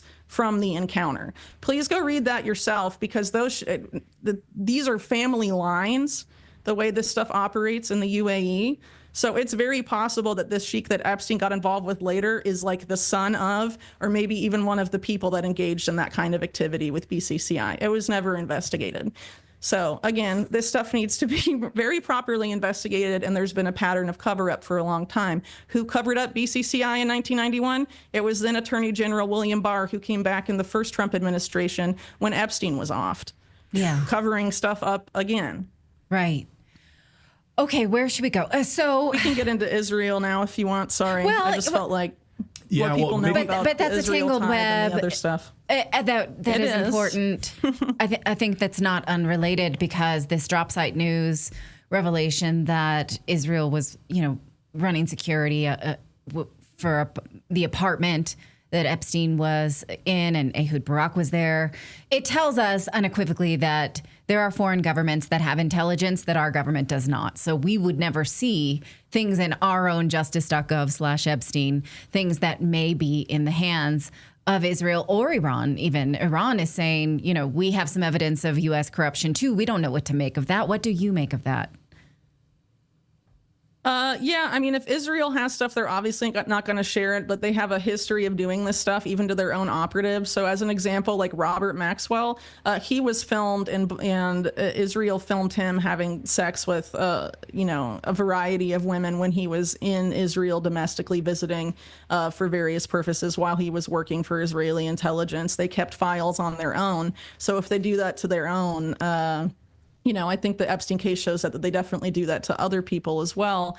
As I've noted in my work, this type of behavior in which Epstein engaged in is not anomalous, and a lot of governments have done this for a long time, particularly this network, which Epstein was involved in, which again, I've argued for a long time is transnational in scope, but involves, probably most closely the US, Israel, and then former Soviet bloc countries, as well as Russia. And a lot of that is thanks to people like Robert Maxwell and the people that he worked with to sort of tether that all together, if you will. But ultimately, the goal was to globalize organized crime. I argue it's at this point defined itself into a cartel, and they're really calling the shots, as it were, with a lot of this stuff. So one of the ways that they've done that historically is through recording people in compromising positions.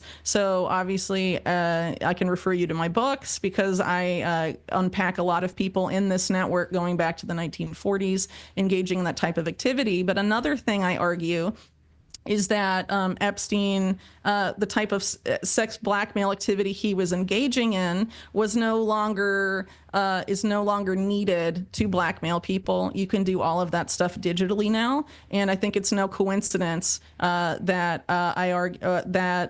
Epstein told Ehud Barak to check out Palantir, which I argue in my book is really you don't need an Epstein blackmail style operation if you have Palantir operating. And there's a straight line, as I've noted in other past articles, from the Promise software scandal, which involved Israel, the CIA, this exact network, including Robert Maxwell, among other figures that pop up repeatedly in this story, all the way through Palantir's creation as a rebranding of the Bush era Total Information Awareness program. How dirty is Peter Thiel, Alex Karp, and their connections with Epstein in all of this?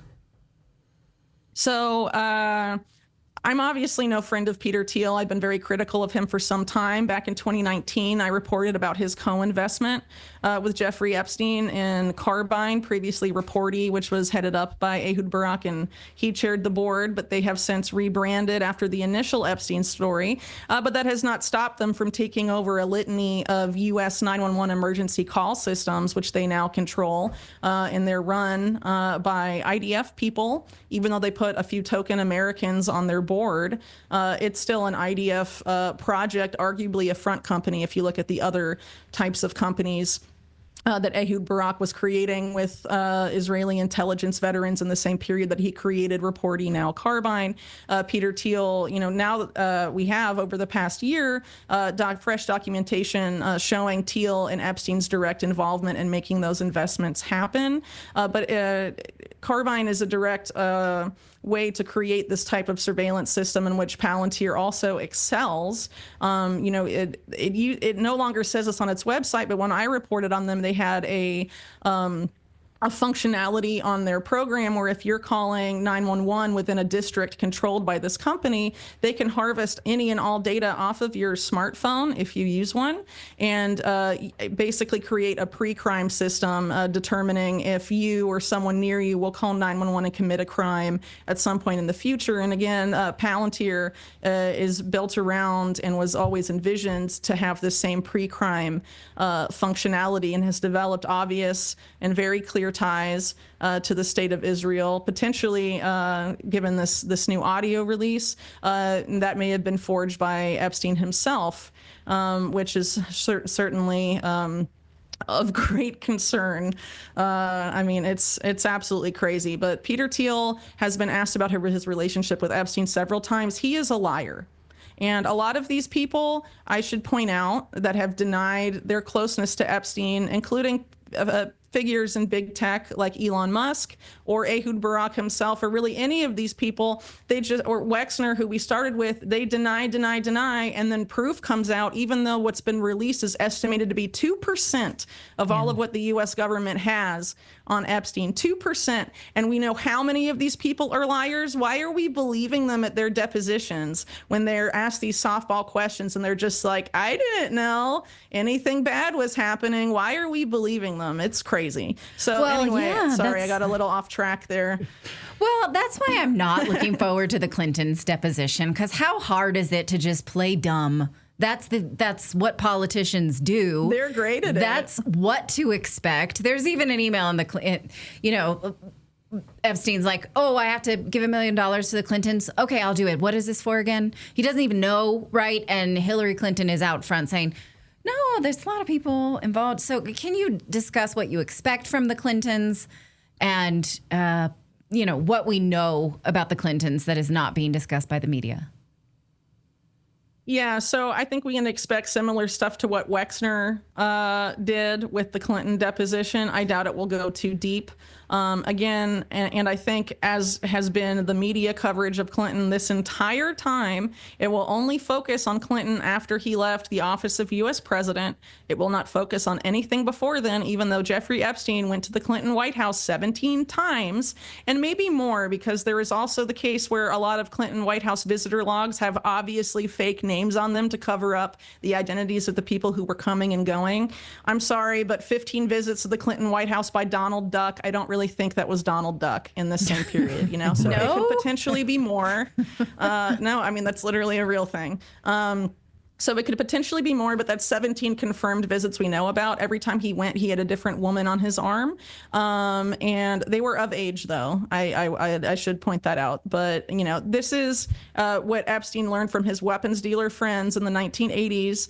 People like Adnan Khashoggi, for example, who on his yacht would have a harem of women, it was called, basically butter up top corporate CEOs and government officials so that he could, grease the wheels for his arms deals and his business. Epstein was really no different, just he was running more businesses than arguably Khashoggi was for a different set of employers, and some of the same employers as well when you count Israeli intelligence and the CIA in the mix. So again, there's going to be no scrutiny of these 1990s ties or these visits. A big reason why is the man that Epstein was meeting most of those times, Mark Middleton, because Mark Middleton was central to this aforementioned Chinagate scandal involving Southern Air Transport. When he was questioned in his role in Chinagate, pled the fifth 22 times, and then Clinton left office, 9/11 happened, and no one ever investigated Chinagate again. Even though it was basically I would argue one of the reasons for that is that it intimately, even though it's called Chinagate, it intimately involved Israel basically selling sensitive U.S. military technology using this Iran-Contra network to the Chinese military. Obviously, an outrageous scandal for U.S. national security, but that shows you how influential this network is, and how, a lot of stuff about China, let's give up all our rights for a Chinese arms race with AI is a complete bullcrap narrative, among other things. But basically, Mark Middleton is, we know that Epstein ended up dead in a prison cell. We know Jean-Luc Brunel ended up dead in a prison cell. The same year that Jean-Luc Brunel died in a prison cell, Mark Middleton died extremely suspiciously, even for other members of the Clinton kill list, as it's called. He allegedly wrapped around his neck an extension cord, hung himself, and then managed to shoot himself with a shotgun in the chest that was discovered 30 feet away, even though investigators initially said there was no weapon at the scene. And then immediately after, a judge sealed all photographic and other evidence of the crime so it would never be released to stop the spread of harmful conspiracy theories. Right. A gun that's 30 feet away. You ask the Clintons about Mark Middleton, you will see how insane this all is, and they will not go there, because obviously if they did, it would probably implicate Leslie Wexner, as well as a lot of other people in this network that have sold out U.S. national security, to ostensible adversaries for decades. What with about Israel's direct involvement, our supposed greatest ally. And one of the reasons this was happening is that arguably the most influential billionaire manipulating Israel's security complex apparatus in that period was a billionaire named Shaul Eisenberg that had a lot of ties to the Chinese government, and it brokered their ties to Israel's national security state in the late 70s, and helped bring Robert Maxwell, among other people, to Mossad. He was a major operator. And so, there's no real scrutiny of that relationship. But I would argue this goes even further. This goes to something that Samuel Pisar, Robert Maxwell's longtime confidant and lawyer, and a co-conspirator in some of these things I'm talking about, openly told Congress in the early 70s that what was happening was the end of the relevance of the nation state and the rise of what he called the trans-ideological corporation, where multinational Western corporations were getting in business with state-owned corporations in China and Russia, the communist bloc, basically, and we're building a network, an economic network that would supersede the national governments around the world and would basically take over the world. And he was asked by Congress if this was bad, and he was like, not really. And he said this in the early 70s. And he, along with people like the heads of IBM, people from PepsiCo, people from some of the biggest corporations in the United States, openly created committees to make this happen.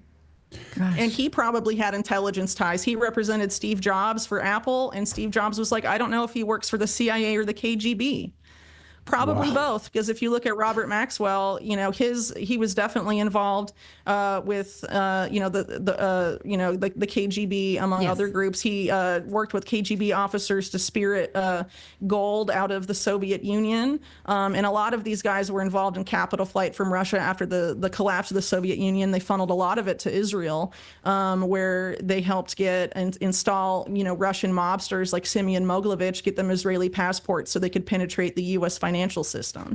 And our current president had involvement with some of those characters through his real estate deals and helped them launder money. So I don't really think we're going to see meaningful prosecution of these groups with the current crowd that's in charge. Before we move on, they've been on the take. Before we move on from the Clintons, the Clinton Foundation stands out to me as a major question, something to focus on. Do you think the Epstein's ties to the Clinton Foundation and how it was used, whether it was for sex trafficking operations around the world, medicine, et cetera? Can you talk about that? Yeah, so the Clinton Foundation, I would argue, was largely set up. Major aspects of it were provably set up by Epstein. That's particularly true for the Clinton Health Access Initiative, and a lot of its work in Africa with AIDS, which obviously coincides with a lot of vaccination policy. And at the same time that Clinton set up his foundation, Bill Gates set up his foundation. They collaborate together on those things. And Epstein has also obviously had an interest in these types of networks as well.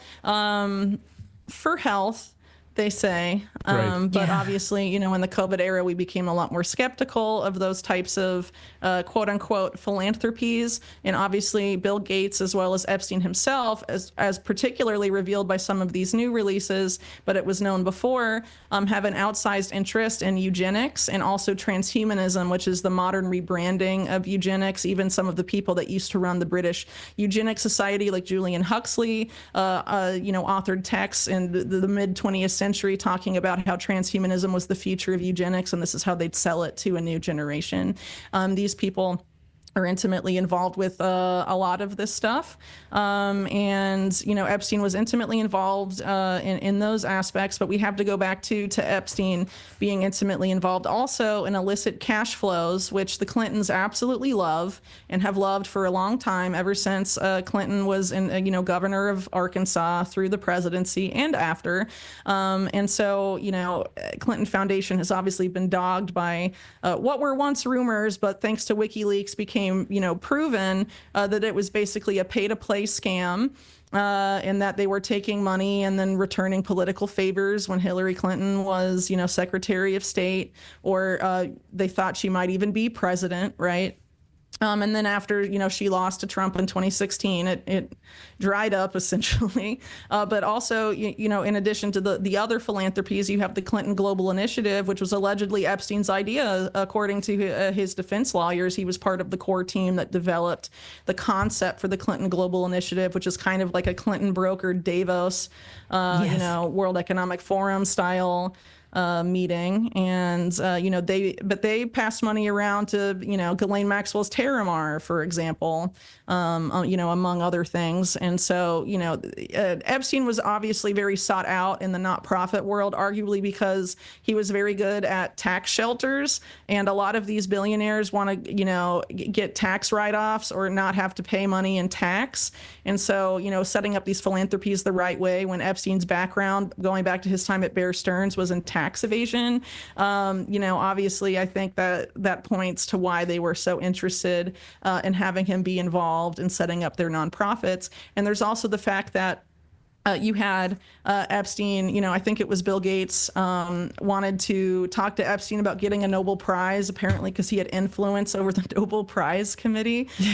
So, it went even beyond nonprofits. And so a lot of this world that the public has been shown about these do-gooder nonprofits and these do-gooder philanthropists, it's, Epstein was an expert in money laundering. He also became an expert in reputation laundering for these billionaires, most of which are criminals and some of whom are provably connected to organized crime. When I was just leaving CBS in about 2010, 2011, I was asked to pitch a panel to the Clinton Global Initiative as a tech expert because I had been at CNET and CBS as a tech reporter. And I pitched something. I had just read Jaron Lanier about fighting your addiction to social media. And I pitched something about not being addicted to social media, and they were like, nope, get out. They didn't want that. We want them to be addicted to social media. We are trying to entrap them. So goodbye. So I never got asked to speak, thankfully. That's just a little anecdote I thought you'd enjoy. Okay. That is interesting. Yeah. Can I ask a question? Go ahead, Philip. So I'm listening to all these ties and then just thinking, with Kash Patel coming out, basically saying Epstein trafficked to no one. It's very clear that the people involved in this, the power behind it, want the fall guy to be Epstein, and nobody's buying it. So is there somebody else of equal level that they can turn and point to? Who's going to be the next fall guy? They can be, actually, this guy is really important in this. Somebody has to take the fall. And since Epstein can't do it because that's not working, is there somebody else that they can kind of point it at him? And could it be Les Wexner, or is he still too powerful? Or is it just they just have to stick with the whole Epstein traffic to no one?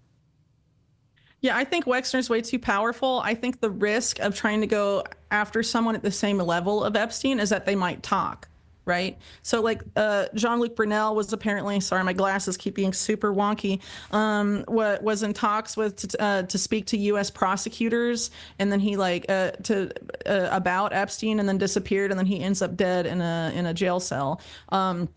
People that have information that could potentially incriminate beyond the spectrum they want to keep the public focused on, that's threatening. And so if someone realizes they're becoming the fall guy, they may try and squeal, or they may try point the finger at someone else. That opens up a whole nother level of risk. And they had been building, ever since Epstein died in 2019, this narrative that he was the lone baddie, and thank goodness he's dead. Just like Bill Gates said when he was interviewed about it a few years ago, well, he's dead now, so it doesn't matter.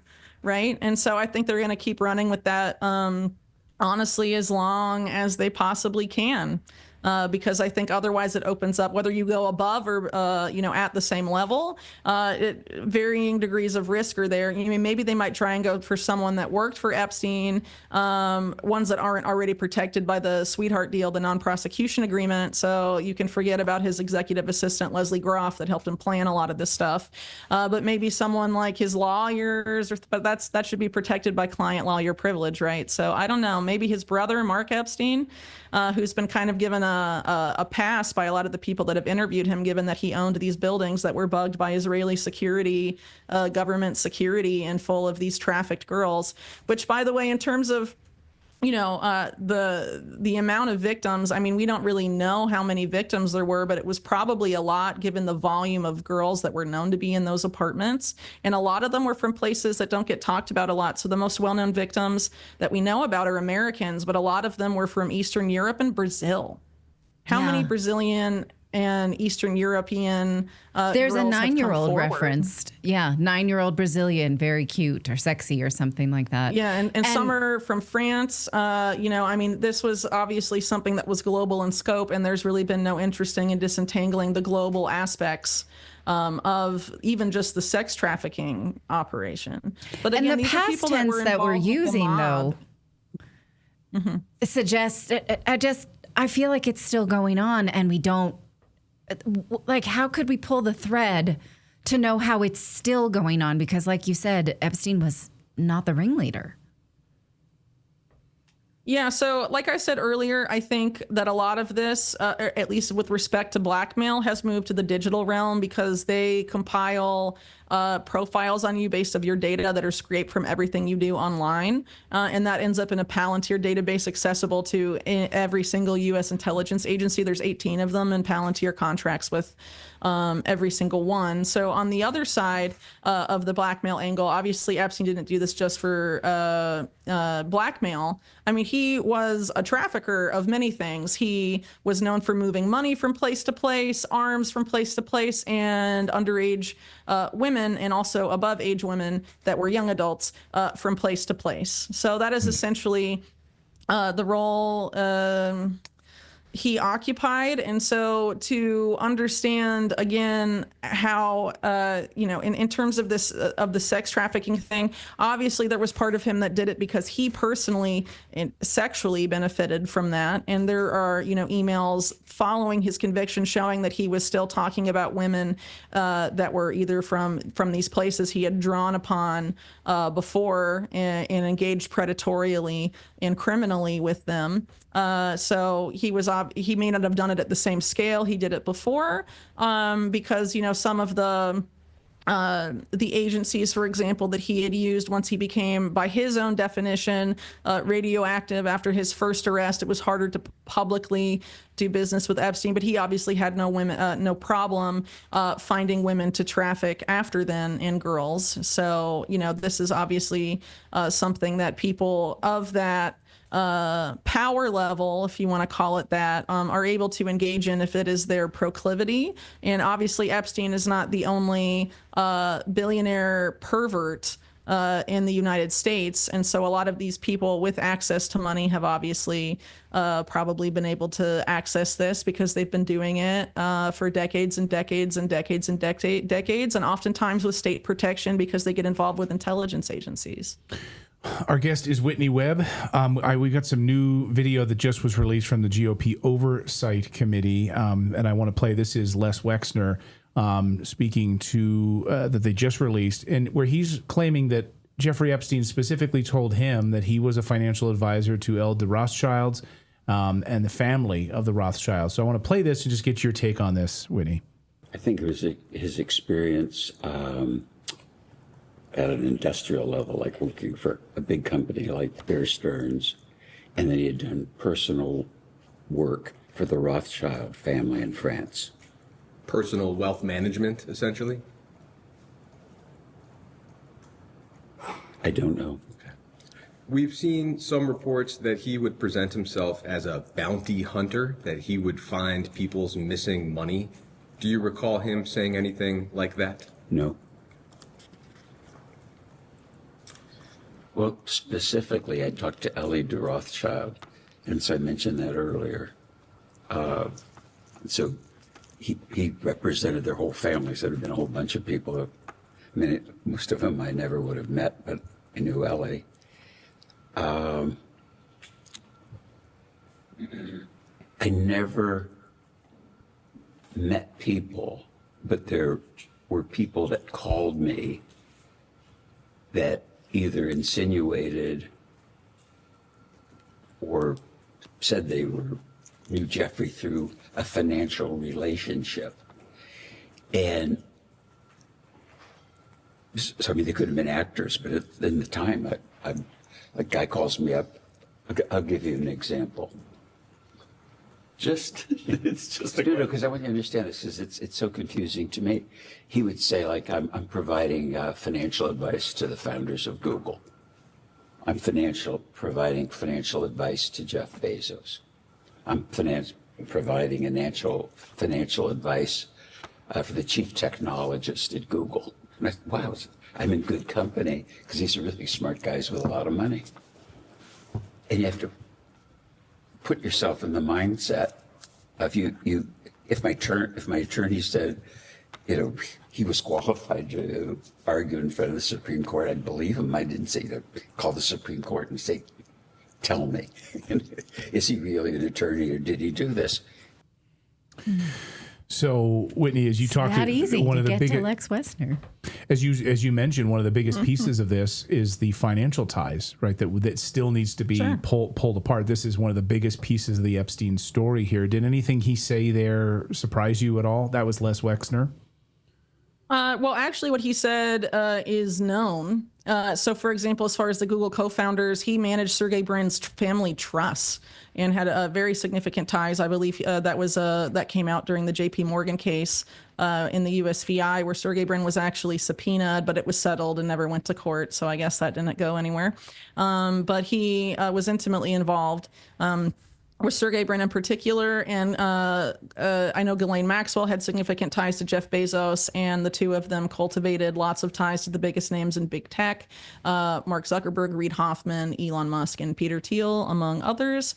So that definitely rings true. And then, of course, Epstein claiming to represent the Rothschilds. That's obviously been made public in the emails as well. But I've argued in my book that, after Robert Maxwell's death in 1991, he pops up with Ghislaine in public for the first time and is, for all intents and purposes, the heir to Robert Maxwell's portfolio, probably with Israeli intelligence and probably with some of the illicit financial operations that Maxwell was engaged with at the time, and also his link with some of these organized crime networks I was talking about earlier. But why did Robert Maxwell come to the United States? He made this big entrance into the New York specifically a year or two before he died, and brought Ghislaine with him.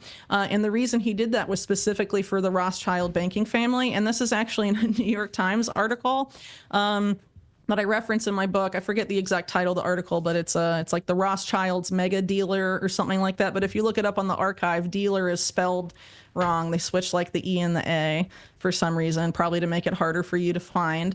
But basically it says that the Rothschild banking dynasty, that at that time, which was, this article came out in the 1980s, they saw it as an error that they had never properly established a significant foothold on U.S. Wall Street.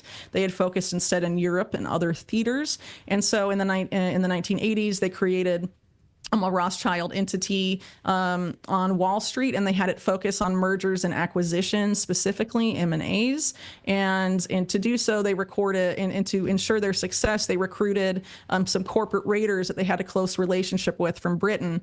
One of them was Robert Maxwell, and the other one was Jimmy Goldsmith, who was a cousin to the Rothschilds, and also involved in the same organized crime intelligence linked nexus that Robert Maxwell was also tied to via the Claremont Club, which I discuss in my book. And Jimmy Goldsmith, actually, Epstein met a lot of his elite friends in New York, even though he's from there, but in the elite circle for the first time, actually at Jimmy Goldsmith's mansion in the area in the 1970s. Wow. Right after coming back from the United Kingdom on a backpacking trip when he dropped out of college, which I would argue it all kind of goes back to that crowd. So Goldsmith and Maxwell basically come over and engage in these M&As fronting for the Rothschild family specifically. And then Epstein takes over the portfolio. And then we know now, actually it's been coming out, I think, since there were new releases of Epstein information, I think in the year after my book came out. So that would be 2023 or so, downstream of the USVI case, when it was settled, talking about his ties to the D. Rothschilds, specifically, which is the French side of that banking dynasty. And if you have been paying attention, you would know for some time that Evelyn de Rothschild in particular, very, very close to Jeffrey Epstein. She actually wrote a letter to Bill Clinton in 1995 that he should meet Jeffrey Epstein and talk to him about currency stabilization. So this is something that's been going on for a long time, and he's been very involved with this particular family, which it goes without saying has extremely deep ties to the state of Israel for an extremely long period of his career. And again, I would argue that if any family is untouchable, that's one of them. And I doubt investigators would get very far in probing that family. We got some new video in, and they're starting to release pieces of this deposition, and it's starting to flow out. So I want to play this piece for you right now. Did you ever spend time with Epstein and Donald Trump? Together? Yes.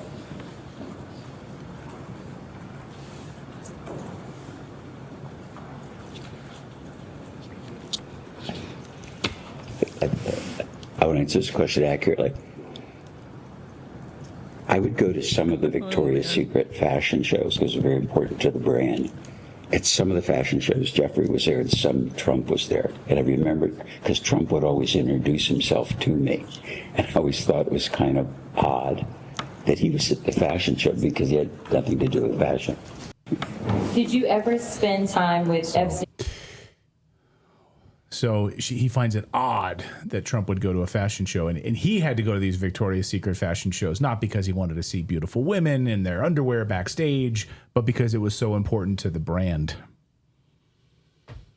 Yeah, I don't really buy that. Well, actually, I mean, it's possible he wasn't interested in the women. There's been rumors for a long time from local Ohio journalists that Wexner is not actually interested in women, and that his wife is kind of, a beard, as it were. Interesting. Which is very possible because in some of these files, there, I believe, allegations from one confidential human source alleging that Epstein and Wexner engaged in relations themselves. And that, has been alleged also, years prior by a local Ohio journalist that covered Wexner and Epstein for a very long time in the 1990s and early 2000s named Bob Fitrakis. Maybe he wasn't actually interested. But what Wexner is interested in, by his own admission, according to this New York Magazine interview that he gave in the 1980s, is accumulating more and more power and control. And the reason he says that in that article, it's so crazy you have to go and read it, is because he considers himself demonically possessed by what he calls a debuk, which is the Yiddish term for a demonic possession. And he says he had it when he was a child, it left when he was a teen, and then when he was 40, it returned to him and makes him want to accumulate more and more power and become more and more powerful and grow his business. Given everything we know, that's just the icing on the cake, as it were. Well, some of the other stuff that that maybe we haven't talked about here briefly before you have to go is, I want to just touch on the J.D. Vance connection here. He, as you reported, he did a fundraiser at Wexner's house to raise money. When he was a low-ranking guy, and I would argue that's because Ohio people, every Ohio politician has to try and kneel at Wexner to get anywhere. And that would go for people running for Ohio governor right now, like Vivek Ramaswamy. Also, Wexner's connections to AIPAC. And so this deep web with Israel. But I think you've reported over the years that Wexner funded or groomed a lot of the AIPAC people, who then, of course, lobby. Yeah, his foundation did, but he controls it. And the people he put in charge of it are have ties to this. It's a secret society, but a lot of the people in my book are openly part of it. It's called B'nai B'rith. It's the entity that gave birth to the Anti-Defamation League, which trains, the FBI and law enforcement people.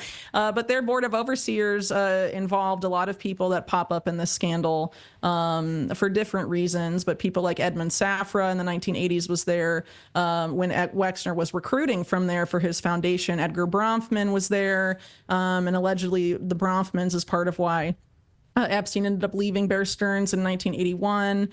Max Fisher, who was Wexner considers him one of his business mentors, or main business mentors. You could argue he had about 3 or so, and a lot of these figures that he was really connected to. So he pulled from there, and they have a lot of influence. Roy Cohn, who I've written about extensively, he was a mentor to Donald Trump, but also a sex blackmailer, intimately involved with organized crime. He represented mob bosses like Tony Salerno, among others. He was involved in a litany of very shady stuff. He was also a big B'nai B'rith guy, and his father actually ran it, who was a judge in New York, the New York chapter, which is considered to be the most powerful.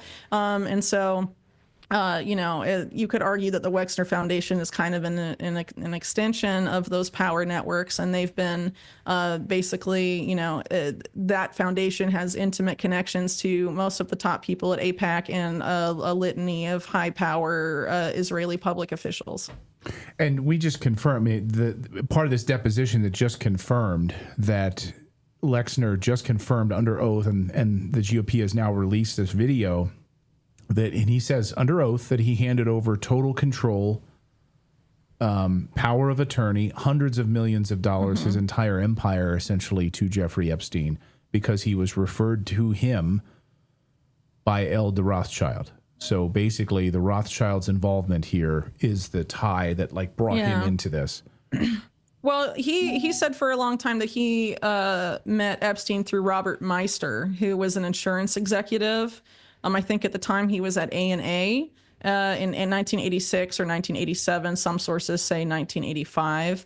And that what Epstein became intimately involved in Wexner's inner circle around 1987 or so, and then in the early 90s obtained all this power of attorney. But if you recall what I said a few minutes ago about how Wexner views himself and where his ambitions for power come from, if he wants to become more powerful and wealthy, right. Isn't it interesting that he would seek out someone like Jeffrey Epstein and give him complete power over his affairs to do just that for him? Yeah, it's remarkable. And as you pointed out too, this whole naive billionaire play that Wexner tries to pull off. I've even seen videos now that they're just releasing where his lawyer is reaching over to him, telling him and he says to him in his ear, if you answer any of these questions with more than 5 words, I'll fucking kill you. Those are his words. The lawyer leaning over and telling Les Wexner not to say anything. Yeah. And you got to play the naive old man billionaire. I don't know. I'm just an old man. It's like the mob. It's an old mob trick, right? Isn't Trump odd that he'd be into models? I don't know. I think it was pretty known by the time Victoria's Secret launched their fashion show in the late 90s that Trump was very into models and teamed up with elite models and John Casablancas to do stuff at the Plaza Hotel he owned, and met them through Studio 54 parties. Again, Roy Cohn was involved in that, and got connected with this world of supermodels. He married models. I mean, it's okay. Well, how odd that Trump is into models. Yeah, it's shocking. Whitney, you're incredible reporting as always. So Unlimited Hangout is your website, of course. You have new reporting coming out. When can people expect your big new reporting to come out here on unlimitedhangout.com? We'll see. Hopefully the next week or two, it should be out. I don't have that much left. So happy to be wrapping that one up because it's been sitting there for a long time, but I guess there was a reason for that. And now I can add a lot of these new emails to it to flesh out the story even more. But we have a lot coming up at Unlimited Hangout, a lot of pretty spicy investigations that are Epstein related, including one specifically into Wexner's personal fiefdom where he hosted Congress, New Albany, Ohio, and a lot of ties there between Wexner and Epstein and things that are happening there right now. Wow. Whitney Webb has got to run and pick up her kids. We're glad to have you back. I do. Glad to have you back into the mix here, providing your incredible research and voice. We need you out there. That's for sure. Thanks. It was a notable silence when Whitney was gone for many, many months. So thanks. Hope everything's great with you and your family. And thanks for joining us here, Whitney. Great to see you. It is. Thanks.